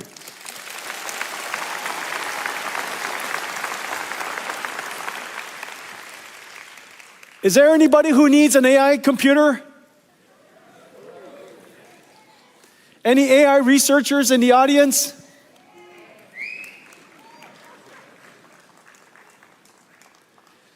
Every single student, every researcher, every scientist, every startup, every large established company, TSMC themselves does enormous amounts of AI and scientific research already. And so Foxconn does an enormous amount of work in robotics. I know that there are many other companies in the audience, I'm going to mention you in just a second, that are doing robotics research and AI research. And so having a world-class AI infrastructure here in Taiwan is really important. All of that is so that we could build a very large chip. And NVLink and Blackwell, this generation, made it possible for us to create these incredible systems. Here's one from Pegatron and QCT and Wistron and WeWin. This is from Foxconn and Gigabyte and Asus. And you could see the front and the back of it. And its entire goal is to take these Blackwell chips that are, you could see how big they are, and turn it into one massive chip.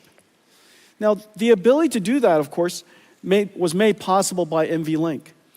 But it understates the complexity of the system architecture, the rich software ecosystem that connects it all together, the entire ecosystem of 150 companies that came together to build this. This architecture and the entire ecosystem in technology, in software, in industry has been the work of 3 years. This is a massive industrial investment.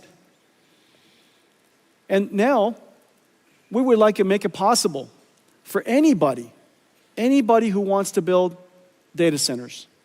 It could be a whole bunch of NVIDIA GB200s or 300s and accelerated computing systems from NVIDIA. It could be somebody else. And so today, we're announcing something very special. We're announcing NVIDIA NVLink Fusion. NVLink Fusion is so that you can build semi-custom AI infrastructure. Not just semi-custom chips, because those are the good old days. You want to build AI infrastructure. And everybody's AI infrastructure could be a little different. Some of you could have a lot more CPUs, and some of it could have a lot more NVIDIA GPUs, and some of it could be somebody's semi-custom ASICs. And those systems are so insanely hard to build.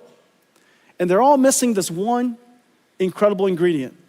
This incredible ingredient called NVLink. NVLink so that you could scale up these semi-custom systems and build really powerful computers. And so today we're announcing the NVLink Fusion. NVLink Fusion kind of works like this. This is the NVIDIA platform, 100% NVIDIA. You got NVIDIA CPU, NVIDIA GPU, the NVLink switches, the networking from NVIDIA called Spectrum-X or InfiniBand, NICs, network interconnects, switches, and all of the entire system, the entire infrastructure built end-to-end. Now, of course, you can mix and match it if you like, and we now today make it possible for you to mix and match it even at the compute level. This would be what you would do using your custom ASIC. And we have great partners I'll announce in a second who are working with us to integrate your special TPU or your special ASIC, your special accelerator. And it doesn't have to be just a transformer accelerator. It could be an accelerator of any kind that you would like to integrate into a large scale-up system. We create an NVLink chiplet. It's basically a switch that abuts right up to your chip. There's IP that will be available to integrate into your semi-custom ASIC. And then once you do that, it fits right into the compute boards that I mentioned, and it fits into this ecosystem of an AI supercomputer that I've shown you. Now, maybe what you would like is you would like to use your own CPU. You've been building your own CPU for some time, and maybe your CPU has built a very large ecosystem, and you would like to integrate NVIDIA into your ecosystem. And now we make it possible for you to do that. You could do that by building your custom CPU. We provide you with our NVLink chip-to-chip interface into your ASIC. We connect it with NVLink chiplets, and now it connects and directly abuts into the Blackwell chips and our next generation Rubin chips. And again, it fits right into this ecosystem. This incredible body of work now becomes flexible and open for everybody to integrate into. And so your AI infrastructure could have some NVIDIA, a lot of yours. A lot of yours, you know, and a lot of CPUs, a lot of ASICs, maybe a lot of NVIDIA GPUs as well. And so in any case, you have the benefit of using the NVLink infrastructure and the NVLink ecosystem, and it's connected perfectly to Spectrum-X. And all of that, you know, is industrial strength and has the benefit of an enormous ecosystem of industrial partners who have already made it possible. So this is the NVLink Fusion. Whether you buy completely from us, that's fantastic. Nothing gives me more joy than when you buy everything from NVIDIA. I just want you guys to know that. But it gives me tremendous joy if you just buy something from NVIDIA.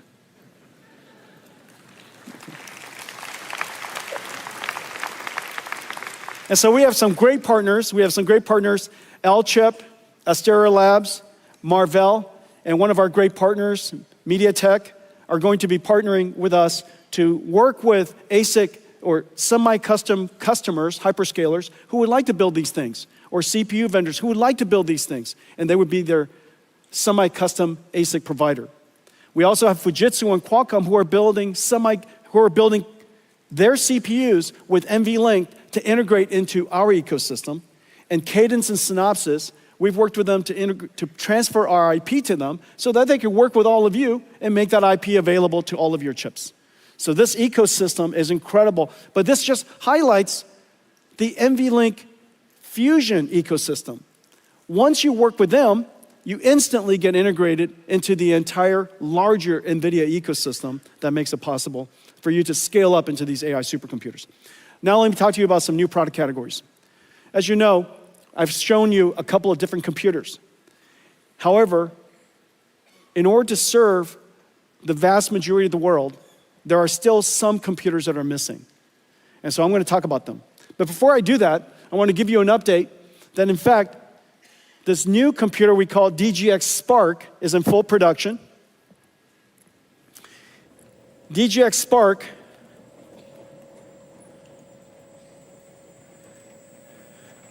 will be ready, will be available shortly, probably in a few weeks.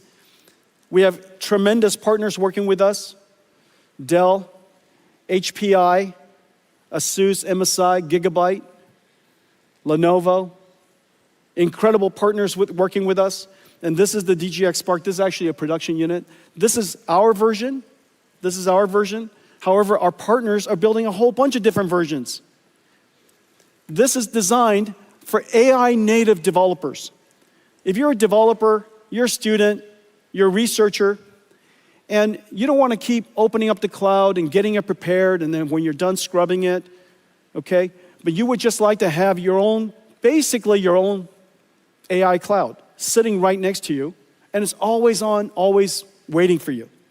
It allows you to do your prototyping, early development, and this is what's amazing. This is DGX Spark. It's 1 petaflops and 128 gigabytes. In 2016, when I delivered DGX1, this is just the bezel. I can't lift the whole computer. It's 300 pounds. This is DGX1. This is 1 petaflops and 128 gigabytes. Of course, this is 128 gigabytes of HBM memory, and this is 128 gigabytes of LPDDR5X. The performance is, in fact, quite similar. But what's most important is that the work that you could work on this is the same work you could do here. It's an incredible achievement over just the course of about 10 years. Okay, so this is DGX Spark for anybody who would like to have their own AI supercomputer. And it's, I'll let all of our partners price it for themselves, but one thing for sure, everybody can have one for Christmas.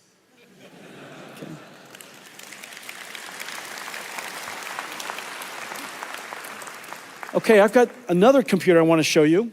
If that's not enough, and you would still like to have your own personal, thank you, Janine. This is Janine Paul, ladies and gentlemen. If that one isn't big enough for you, here's one. This is another desk side. This is also going to be available from Dell and HPI, ASUS, Gigabyte, MSI, Lenovo. It'll be available from Box, from Lambda, amazing workstation companies. And this is going to be your own personal DGX supercomputer. This computer is the most performance you can possibly get out of a wall socket. You could put this in your kitchen, but just barely. If you put this in your kitchen and then somebody runs the microwave, I think that's the limit. And so this is the limit. This is the limit of what you can get out of a wall outlet. And this is a DGX station. The programming model of this and the giant systems that I showed you are the same. That's the amazing thing. One architecture, and this has the ability, enough capacity and performance to run a 1 trillion parameter AI model. Remember, Llama is Llama 70B. A 1 trillion parameter model is going to run wonderfully on this machine. Okay, so that's the DGX station. So now let's talk about, remember these systems are, thank you, Jenny. These systems are AI natives. They're AI native computers. They're computers built for this new generation of software. It doesn't have to be x86 compatible. It doesn't have to run traditional IT software. It doesn't have to run hypervisors. It doesn't have to run it doesn't have to run Windows. These computers are designed for the modern AI native applications. Of course, these AI applications could be APIs that can be called upon by the traditional and the classical applications. But in order for us to bring AI into a new world, and this new world is enterprise IT, we have to go back to our roots, and we have to reinvent computing and bring AI into traditional enterprise computing. Now, enterprise computing, as we know, is really 3 layers. It's not just the computing layer. It's compute, storage, and networking. It's always compute, storage, and networking. And just as AI has changed everything, it stands to reason that AI must have changed compute, storage, and networking for enterprise IT as well. Well, that lower layer has to be completely reinvented, and we're in the process of doing that. I'm going to show you some new products that unlocks enterprise IT for us. It has to work with the traditional IT industry, and it has to add a new capability. And the new capability for enterprise is agentic AI. Basically, digital marketing campaign manager, a digital researcher, a digital software engineer, digital customer service, digital chip designer, digital supply chain manager, digital versions, AI versions of all of the work that we used to do. And as I mentioned earlier, agentic AI has the ability to reason, use tools, work with other AIs. So in a lot of ways, these are digital workers. They're digital employees. The world has a shortage of labor. We have a shortage of workers. By 2030, by about 30 to 50 million shortage. It's actually limiting the world's ability to grow. And so now we have these digital agents that can work with us.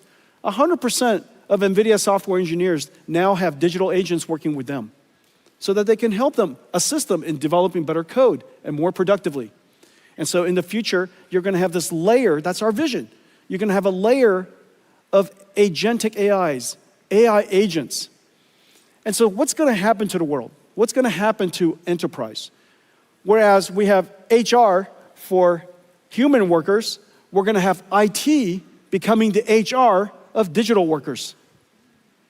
And so we have to create the necessary tools for today's IT industry, today's IT workers, to be able to manage, improve, evaluate a whole family of AI agents that are working inside their company. And so that's the vision of what we want to build. But first, we have to reinvent computing. Remember what I said. Enterprise IT works on x86.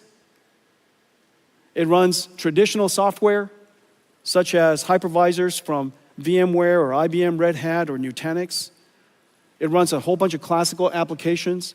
And we need to have computers that do the same thing while it adds this new capability, called Agent AI. And so let's take a look at that.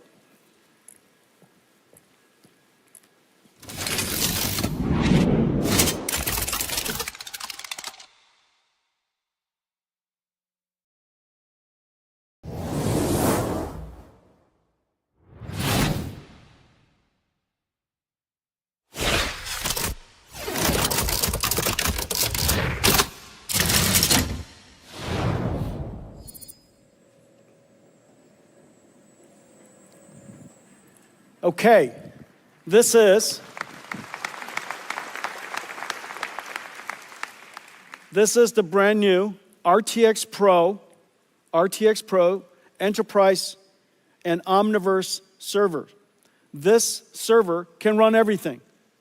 It has x86, of course. It can run all of the classical hypervisors. It runs Kubernetes in those hypervisors. So the way that your IT department wants to manage your network and how they want to manage your clusters and orchestrate workload works exactly the same way. It has the ability to even stream Citrix and what other virtual desktops to your PC. Everything that runs in the world today should run here. Omniverse runs on here perfectly. But in addition to that, this is the computer for enterprise AI agents. Those AI agents could be only text. Those AI agents could also be computer graphics. Little TJs, coming to you, little toy Jensens coming to see you, helping you do work. And so those AI agents could be either in text form, it could be in graphics form, it could be in video form. All of those workloads work on this system. No matter the modality, every single model that we know of in the world, every application that we know of should run on this. In fact, even Crysis works on here. Okay, so anybody who's a GeForce gamer? There are no GeForce gamer in the room.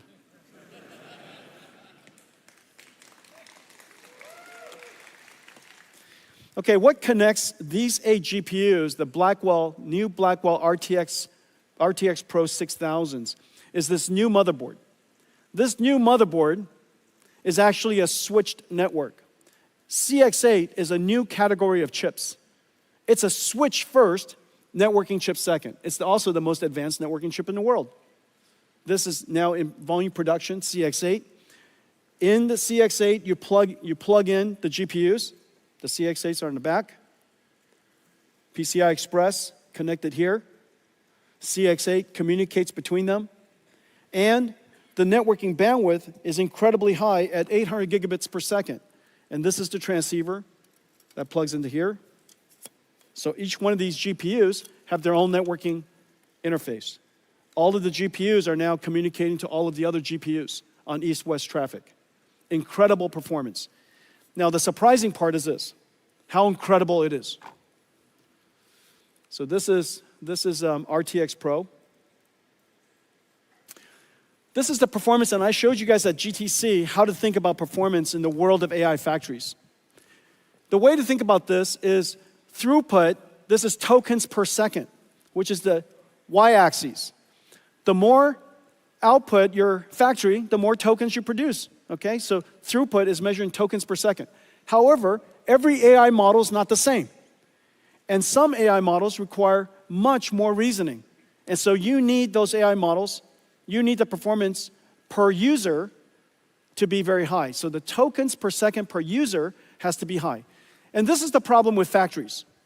Factories either like to have high throughput or low latency, but it doesn't like to have both.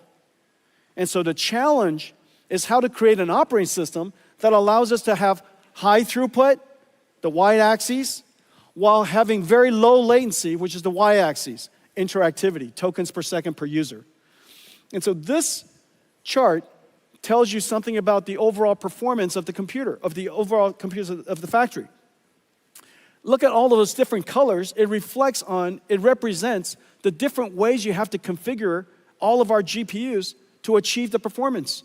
Sometimes you need pipeline parallelism. Sometimes you want expert parallelism. Sometimes you want a batch. Sometimes you want to do speculative decoding. Sometimes you don't. And so all of those different types of algorithms have to be applied separately and differently depending on the workload. And the Pareto, the outside area, the overall area of that curve represent the capability of your factory. Okay? And so notice something. Hopper this is the most famous computer in the world, Hopper H100, the HGX, $225,000 Hopper is down there. And the Blackwell server you just saw, the enterprise server, is 1.7 times its performance. But this is amazing. This is Llama 70B. This is DeepSeek R1. DeepSeek R1 is 4 times. Now the reason for that, of course, the DeepSeek R1 has been optimized, and the DeepSeek R1 is genuinely a gift to the world's AI industry. The amount of computer science breakthrough is really quite significant and has really opened up a lot of great research for researchers in the United States and around the world. Everywhere I go, DeepSeek R1 has made a real impact in how people think about AI and how think about inference and how to think about reasoning AIs. They've made a great contribution to the industry and to the world. And so this is DeepSeek R1. The performance is 4 times the state-of-the-art H100. That kind of puts it in perspective, okay? And so if you're building enterprise AI, we now have a great server for you. We now have a great system for you. It's a computer you could run anything on. It's a computer that has incredible performance. And it, you know, whether it's x86 or AI, all of it runs. Okay, our RTX Pro server is in volume production across all of our partners in the industry. This is likely the largest go-to market of any system we have ever taken to market. So thank you very much.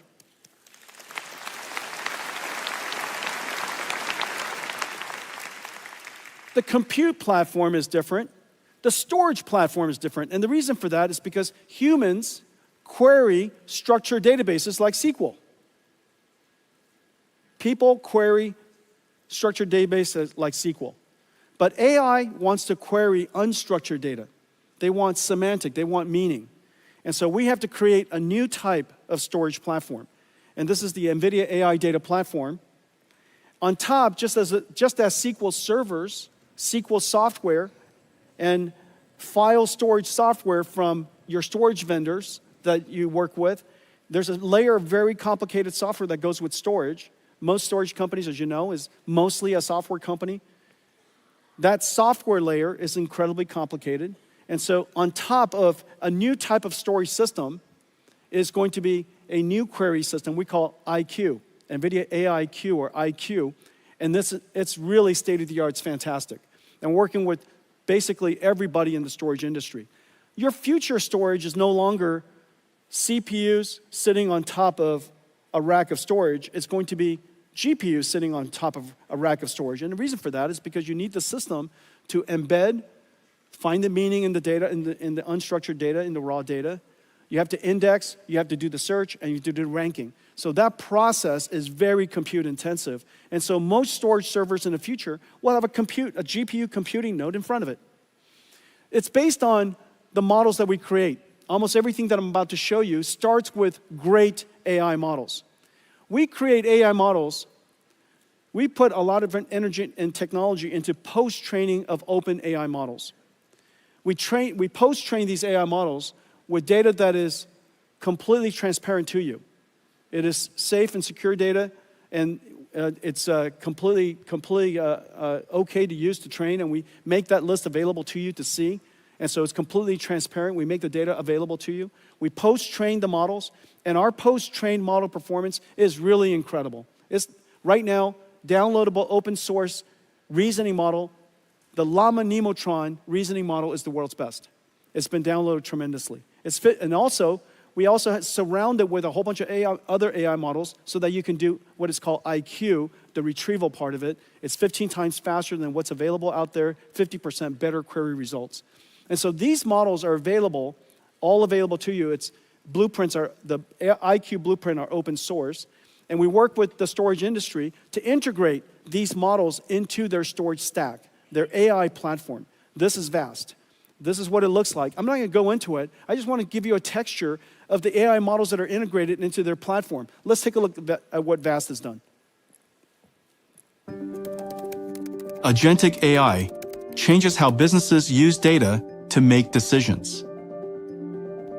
In just 3 days, VAST built a sales research AI agent using the NVIDIA IQ blueprint and its accelerated AI data platform. Using Nemo Retriever, the platform continuously extracts, embeds, and indexes data for fast semantic search. First, the agent drafts an outline, then taps into CRM systems, multimodal knowledge bases, and internal tools. Finally, it uses Llama Nemotron to turn that outline into a step-by-step sales plan. Sales planning that took days now starts with an AI prompt and ends with a plan in minutes. With Vast's accelerated AI data platform, organizations can create specialized agents for every employee.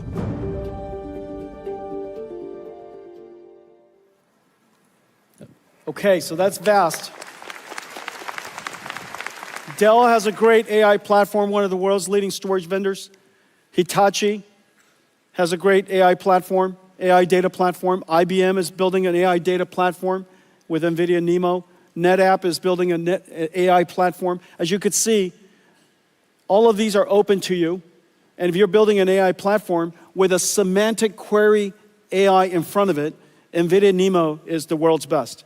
Okay, so that gives you now compute for enterprise and storage for enterprise.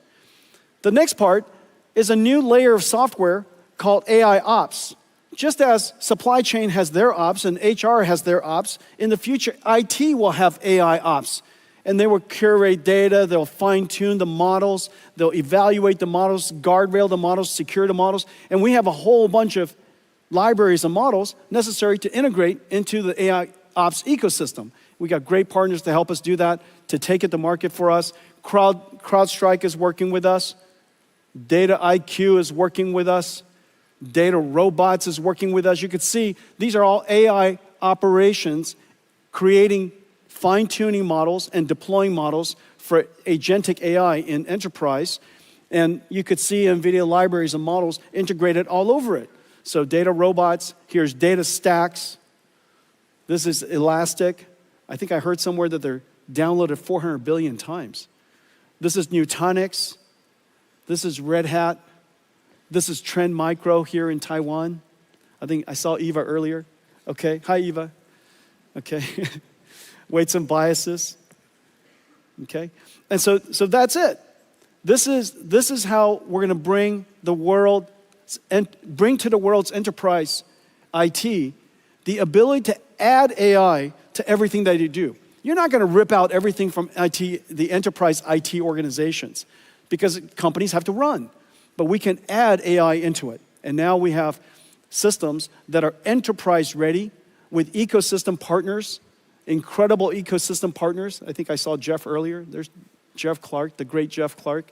He's been coming to Taiwan for as long as I have been coming to Taiwan, and has been a partner of yours for a long time. So there's Jeff Clark. And so our ecosystem partners, Dell and others, are going to take this platform, these platforms, to the world's enterprise IT.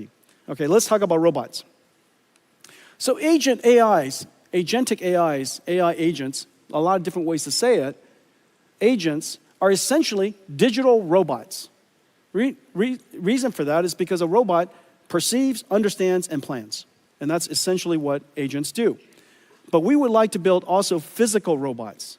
And these physical robots, first, it starts with the ability to learn to be a robot. The ability to learn to be a robot can't be done in the physical world productively. You have to create a virtual world where the robot can learn how to be a good robot. That virtual world has to obey the laws of physics. Most physics engines don't have the ability to, with fidelity, deal with rigid and soft body simulation. And so we partner with DeepMind, Google DeepMind, and Disney Research to build Newton, the world's most advanced physics engine. It's going to be open sourced in July. It's incredible what it can do. It's completely GPU accelerated. It's differentiable, so you could learn from experience. It is incredibly high fidelity. It's super real time. And so we could use that Newton engine, and it's integrated into Mujoko. It's integrated into NVIDIA's Isaac Sim. So irrespective of the simulation environment and framework you use. And so with that, we can bring these robots to life.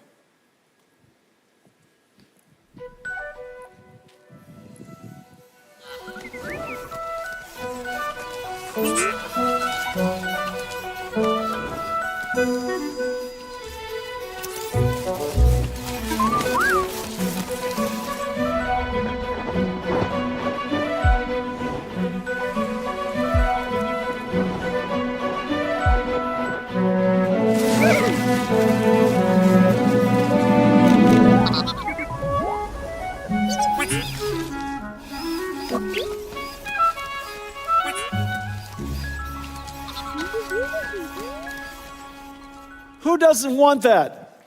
I want that. Can you imagine one of those little ones or a few of them running around the house, chasing your dogs, driving them crazy? And so, did you see what was happening? It wasn't an animation, it was a simulation. And he was slipping and sliding in the sand, in the dirt. All of it was simulated. The software of the robot is running in the simulation. And so it wasn't animated, it was simulated. And so in the future, we'll take the AI models that we train and we put it into that robot in simulation and let it learn how to be a great robot. Well, we're working on several things to help the robotics industry. Now, you know that we've been working in autonomous systems for some time. Our self-driving car basically has 3 systems.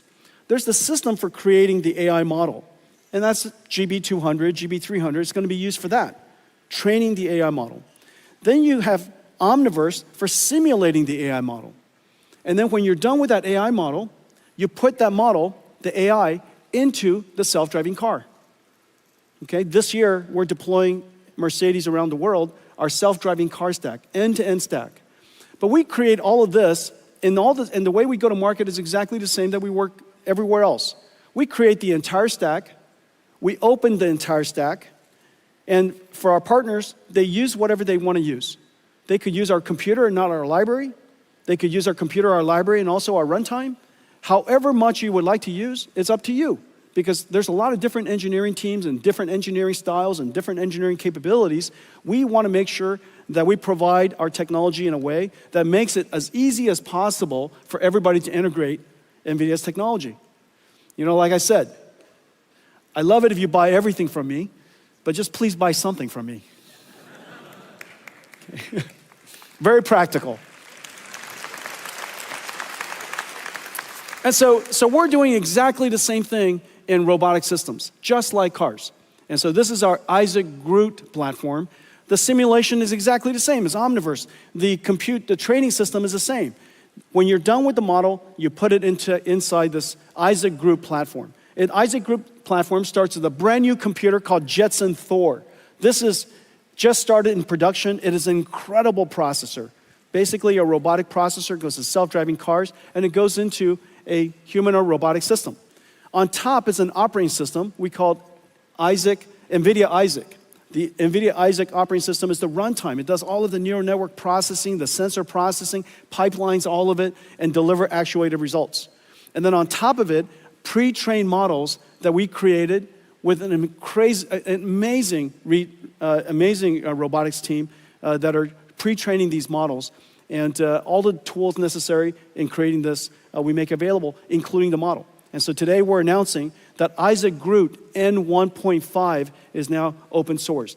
And it's open to the world to use. It's been downloaded 6,000 times already.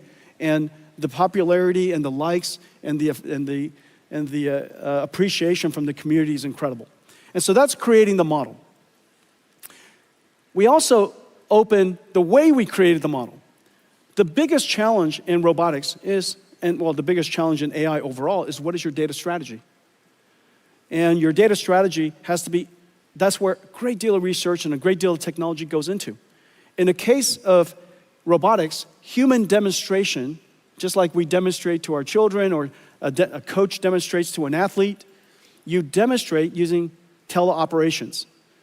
You demonstrate to the robot how to perform the task, and the robot can generalize from that demonstration, because AI can generalize and we have technology for generalization. You can generalize from that one demonstration other techniques, okay? And so what if you want to teach this robot a whole bunch of skills? How many different teleoperation people do you need? Well, it turns out to be a lot.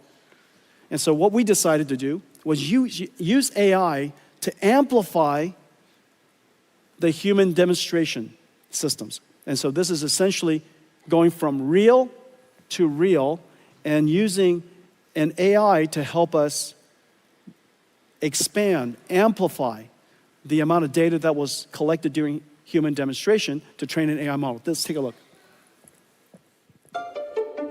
The age of generalist robotics has arrived, with breakthroughs in mechatronics, physical AI, and embedded computing. Just in time, as labor shortages limit worldwide industrial growth. A major challenge for robot makers is the lack of large-scale, real, and synthetic data to train models.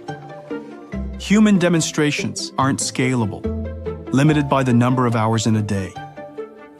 Developers can use NVIDIA Cosmos Physical AI World Foundation models to amplify data. Groot Dreams is a blueprint built on Cosmos for large-scale synthetic trajectory data generation, a reel-to-reel data workflow. First, developers fine-tune Cosmos with human demonstrations recorded by teleoperation of a single task in a single environment. Then, they prompt the model with an image and new instructions to generate dreams, or future world states. Cosmos is a generative model, so developers can prompt using new action words without having to capture new teleop data. Once a large number are generated, Cosmos reasons and evaluates the quality of each dream, selecting the best for training. But these dreams are still just pixels. Robots learn from actions. The Groot Dreams blueprint generates 3D action trajectories from the 2D dream videos. This is then used to train the robot model. Groot Dreams lets robots learn a huge variety of new actions with minimal manual captures. So a small team of human demonstrators can now do the work of thousands. Groot Dreams brings developers another step closer to solving the robot data challenge.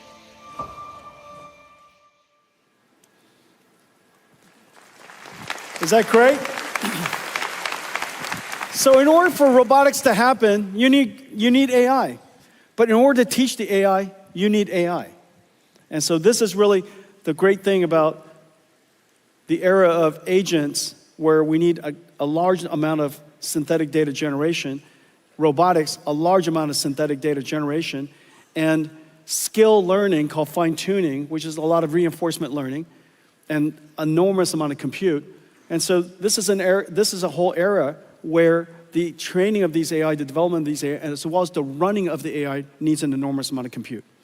Well, as I mentioned earlier, the world has a severe shortage of labor.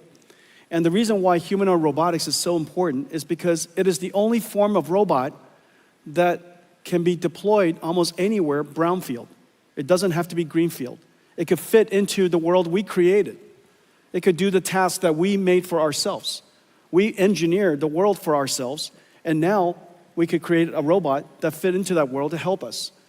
Now, the amazing thing about human robotics is not just the fact that if it worked, it could be quite versatile. It is likely the only robot that is likely to work.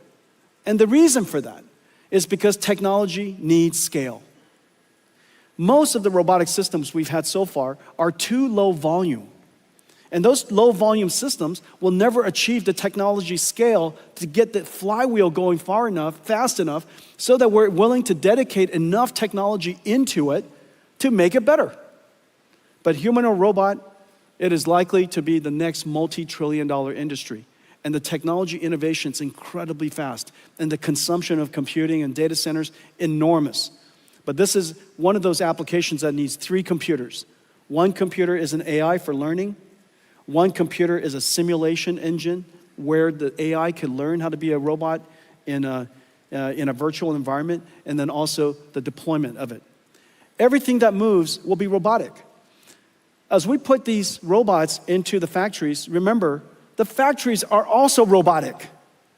Today's factories are so incredibly complex. This is Delta's manufacturing line, and they're getting it ready for a robotic future. It is already robotics and software defined, and now in the future there will be robots working in it. In order for us to create robots and design robots that operate as a fleet, as a team, working together in a factory that is also robotic, we have to give it omniverse to learn how to work together. And that digital twin, you now have a digital twin of the robot, you have a digital twin of all of the equipment, you're going to have digital twin of the factory. Those nested digital twins are going to be part of what Omniverse is able to do. This is Delta's digital twin. This is WeWin's digital twin. Now, while you're looking at this, if you look at it too closely, you think that it's in fact photographs. These are all digital twins. They're all simulations. They just look beautiful. The image just looks beautiful, but they're all digital twins. This is Pegatron's digital twin. This is Foxconn's digital twin. This is Gigabyte's digital twin. This is Quanta's. This is Wistron's. TSMC is building a digital twin of their next fab. As we speak, there are $5 trillion of plants being planned around the world. Over the next 3 years, $5 trillion of new plants. Because the world is reshaping, because reindustrialization moving around the world, new plants are being built everywhere. This is an enormous opportunity for us to make sure that they build it well and cost effectively and on time. And so putting everything into a digital twin is really a great first step and preparing it for a robotic future. In fact, building that $5 trillion doesn't include a new type of factory that we're building. And even our own factories, we put in a digital twin. This is the NVIDIA AI factory in a digital twin. Kaohsiung is a digital twin. They made Kaohsiung a digital twin. There are already hundreds of thousands of buildings, millions of miles of roads. And so, yes, Kaohsiung is a digital twin. Let's take a look at all of this. Taiwan is pioneering software-defined manufacturing. TSMC, Foxconn, Wistron, Pegatron, Delta Electronics, Quanta, WeWin, and Gigabyte are developing digital twins on NVIDIA Omniverse for every step of the manufacturing process. TSMC with MedAI generate 3D layouts of an entire fab from 2D CAD and develop AI tools on CUOPT that can simulate and optimize intricate piping systems across multiple floors, saving months of time. Quanta, Wistron, and Pegatron plan new facilities and production lines virtually prior to physical construction, saving millions in costs by reducing downtime. Pegatron simulates solder paste dispensing, reducing production defects. Quanta uses Siemens Teamcenter X with Omniverse to analyze and plan multi-step processes. Foxconn, Wistron, and Quanta simulate power and cooling efficiency of test data centers with Cadence Reality Digital Twin. And to develop physical AI-enabled robots, each company uses its digital twin as a robot gym to develop, train, test, and simulate robots. Whether manipulators, AMRs, humanoids, or vision AI agents as they perform their tasks, or work together as a diverse fleet. And when connected to the physical twin with IoT, each digital twin becomes a real-time interactive dashboard. Pegatron uses NVIDIA Metropolis to build AI agents who help employees learn complex techniques. Taiwan is even bringing digital twins to its cities. LinkerVision and the city of Kaohsiung use a digital twin to simulate the effects of unpredictable scenarios and build agents that monitor city camera streams, delivering instant alerts to first responders. The age of industrial AI is here, pioneered by the technology leaders of Taiwan, powered by Omniverse.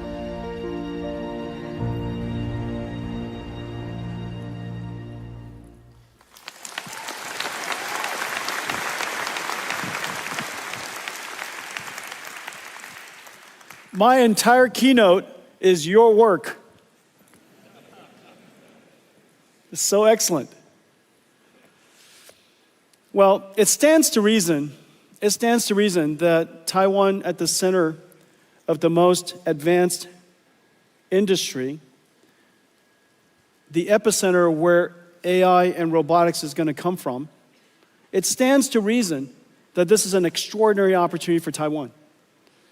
This is also the largest electronics manufacturing region in the world. And so it stands to reason that AI and robotics will transform everything that we do. And so it's really quite extraordinary that for one of the first times in history, that the work you do has revolutionized every industry, and now it's going to come back to revolutionize yours. At the beginning, I said that GeForce brought AI to the world, and then AI came back and transformed GeForce. You brought AI to the world. AI will now come back and transform everything that you do. It's been a great pleasure working with all of you. Thank you.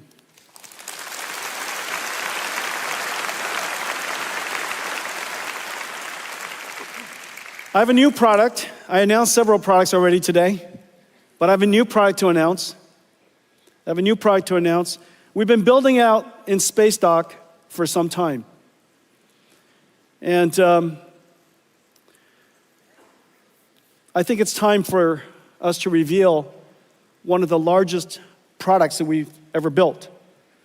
And it's parked outside waiting for us. Let's see how it goes.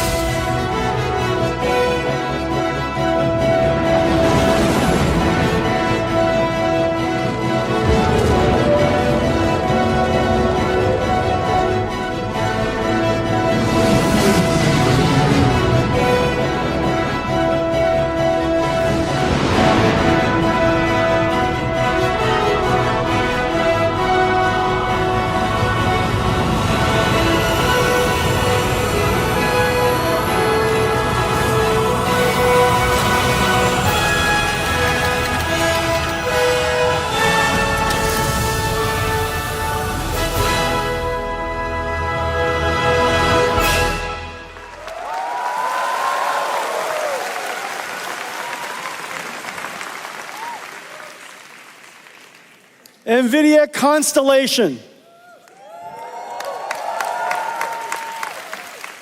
NVIDIA Constellation. Well, as you know, we have been growing.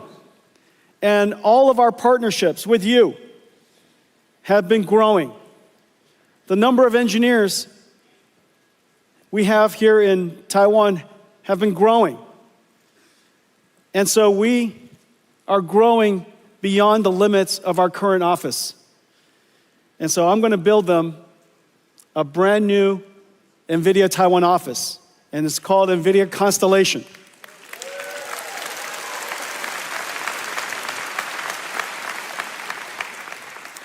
We've also been selecting the sites. And all of the mayors and all the different cities have been very kind to us. And I think we got some nice deals. I'm not sure. It seems quite expensive. But prime real estate is prime real estate. And so today, I'm very pleased to announce that NVIDIA Constellation will be at Beitou Shiling.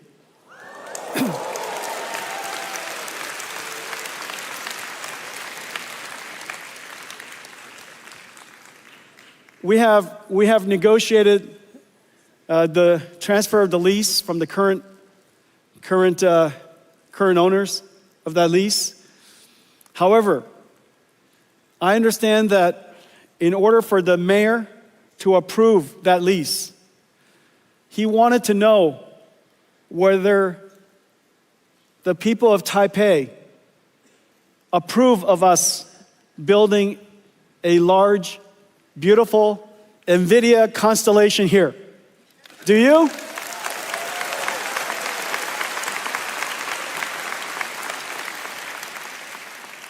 He also asked for you to call him. And so I'm sure you know his numbers. Everybody call him right away. Tell him that you think it's a great idea. So this is going to be NVIDIA Constellation. We're going to build it. We're going to start building as soon as we can. We need the office space. NVIDIA Constellation, Beidou, Xiling. Very exciting. Okay.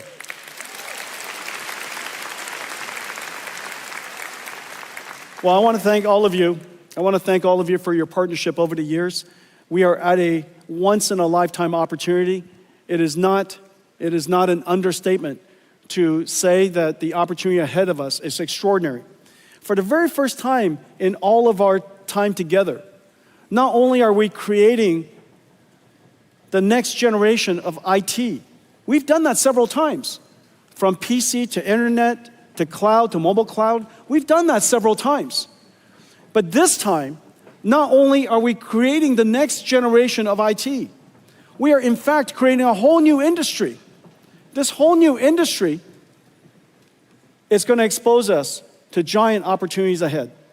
I look forward to partnering with all of you on building AI factories, agents for enterprises, robots, all of you amazing partners building the ecosystem with us around one architecture.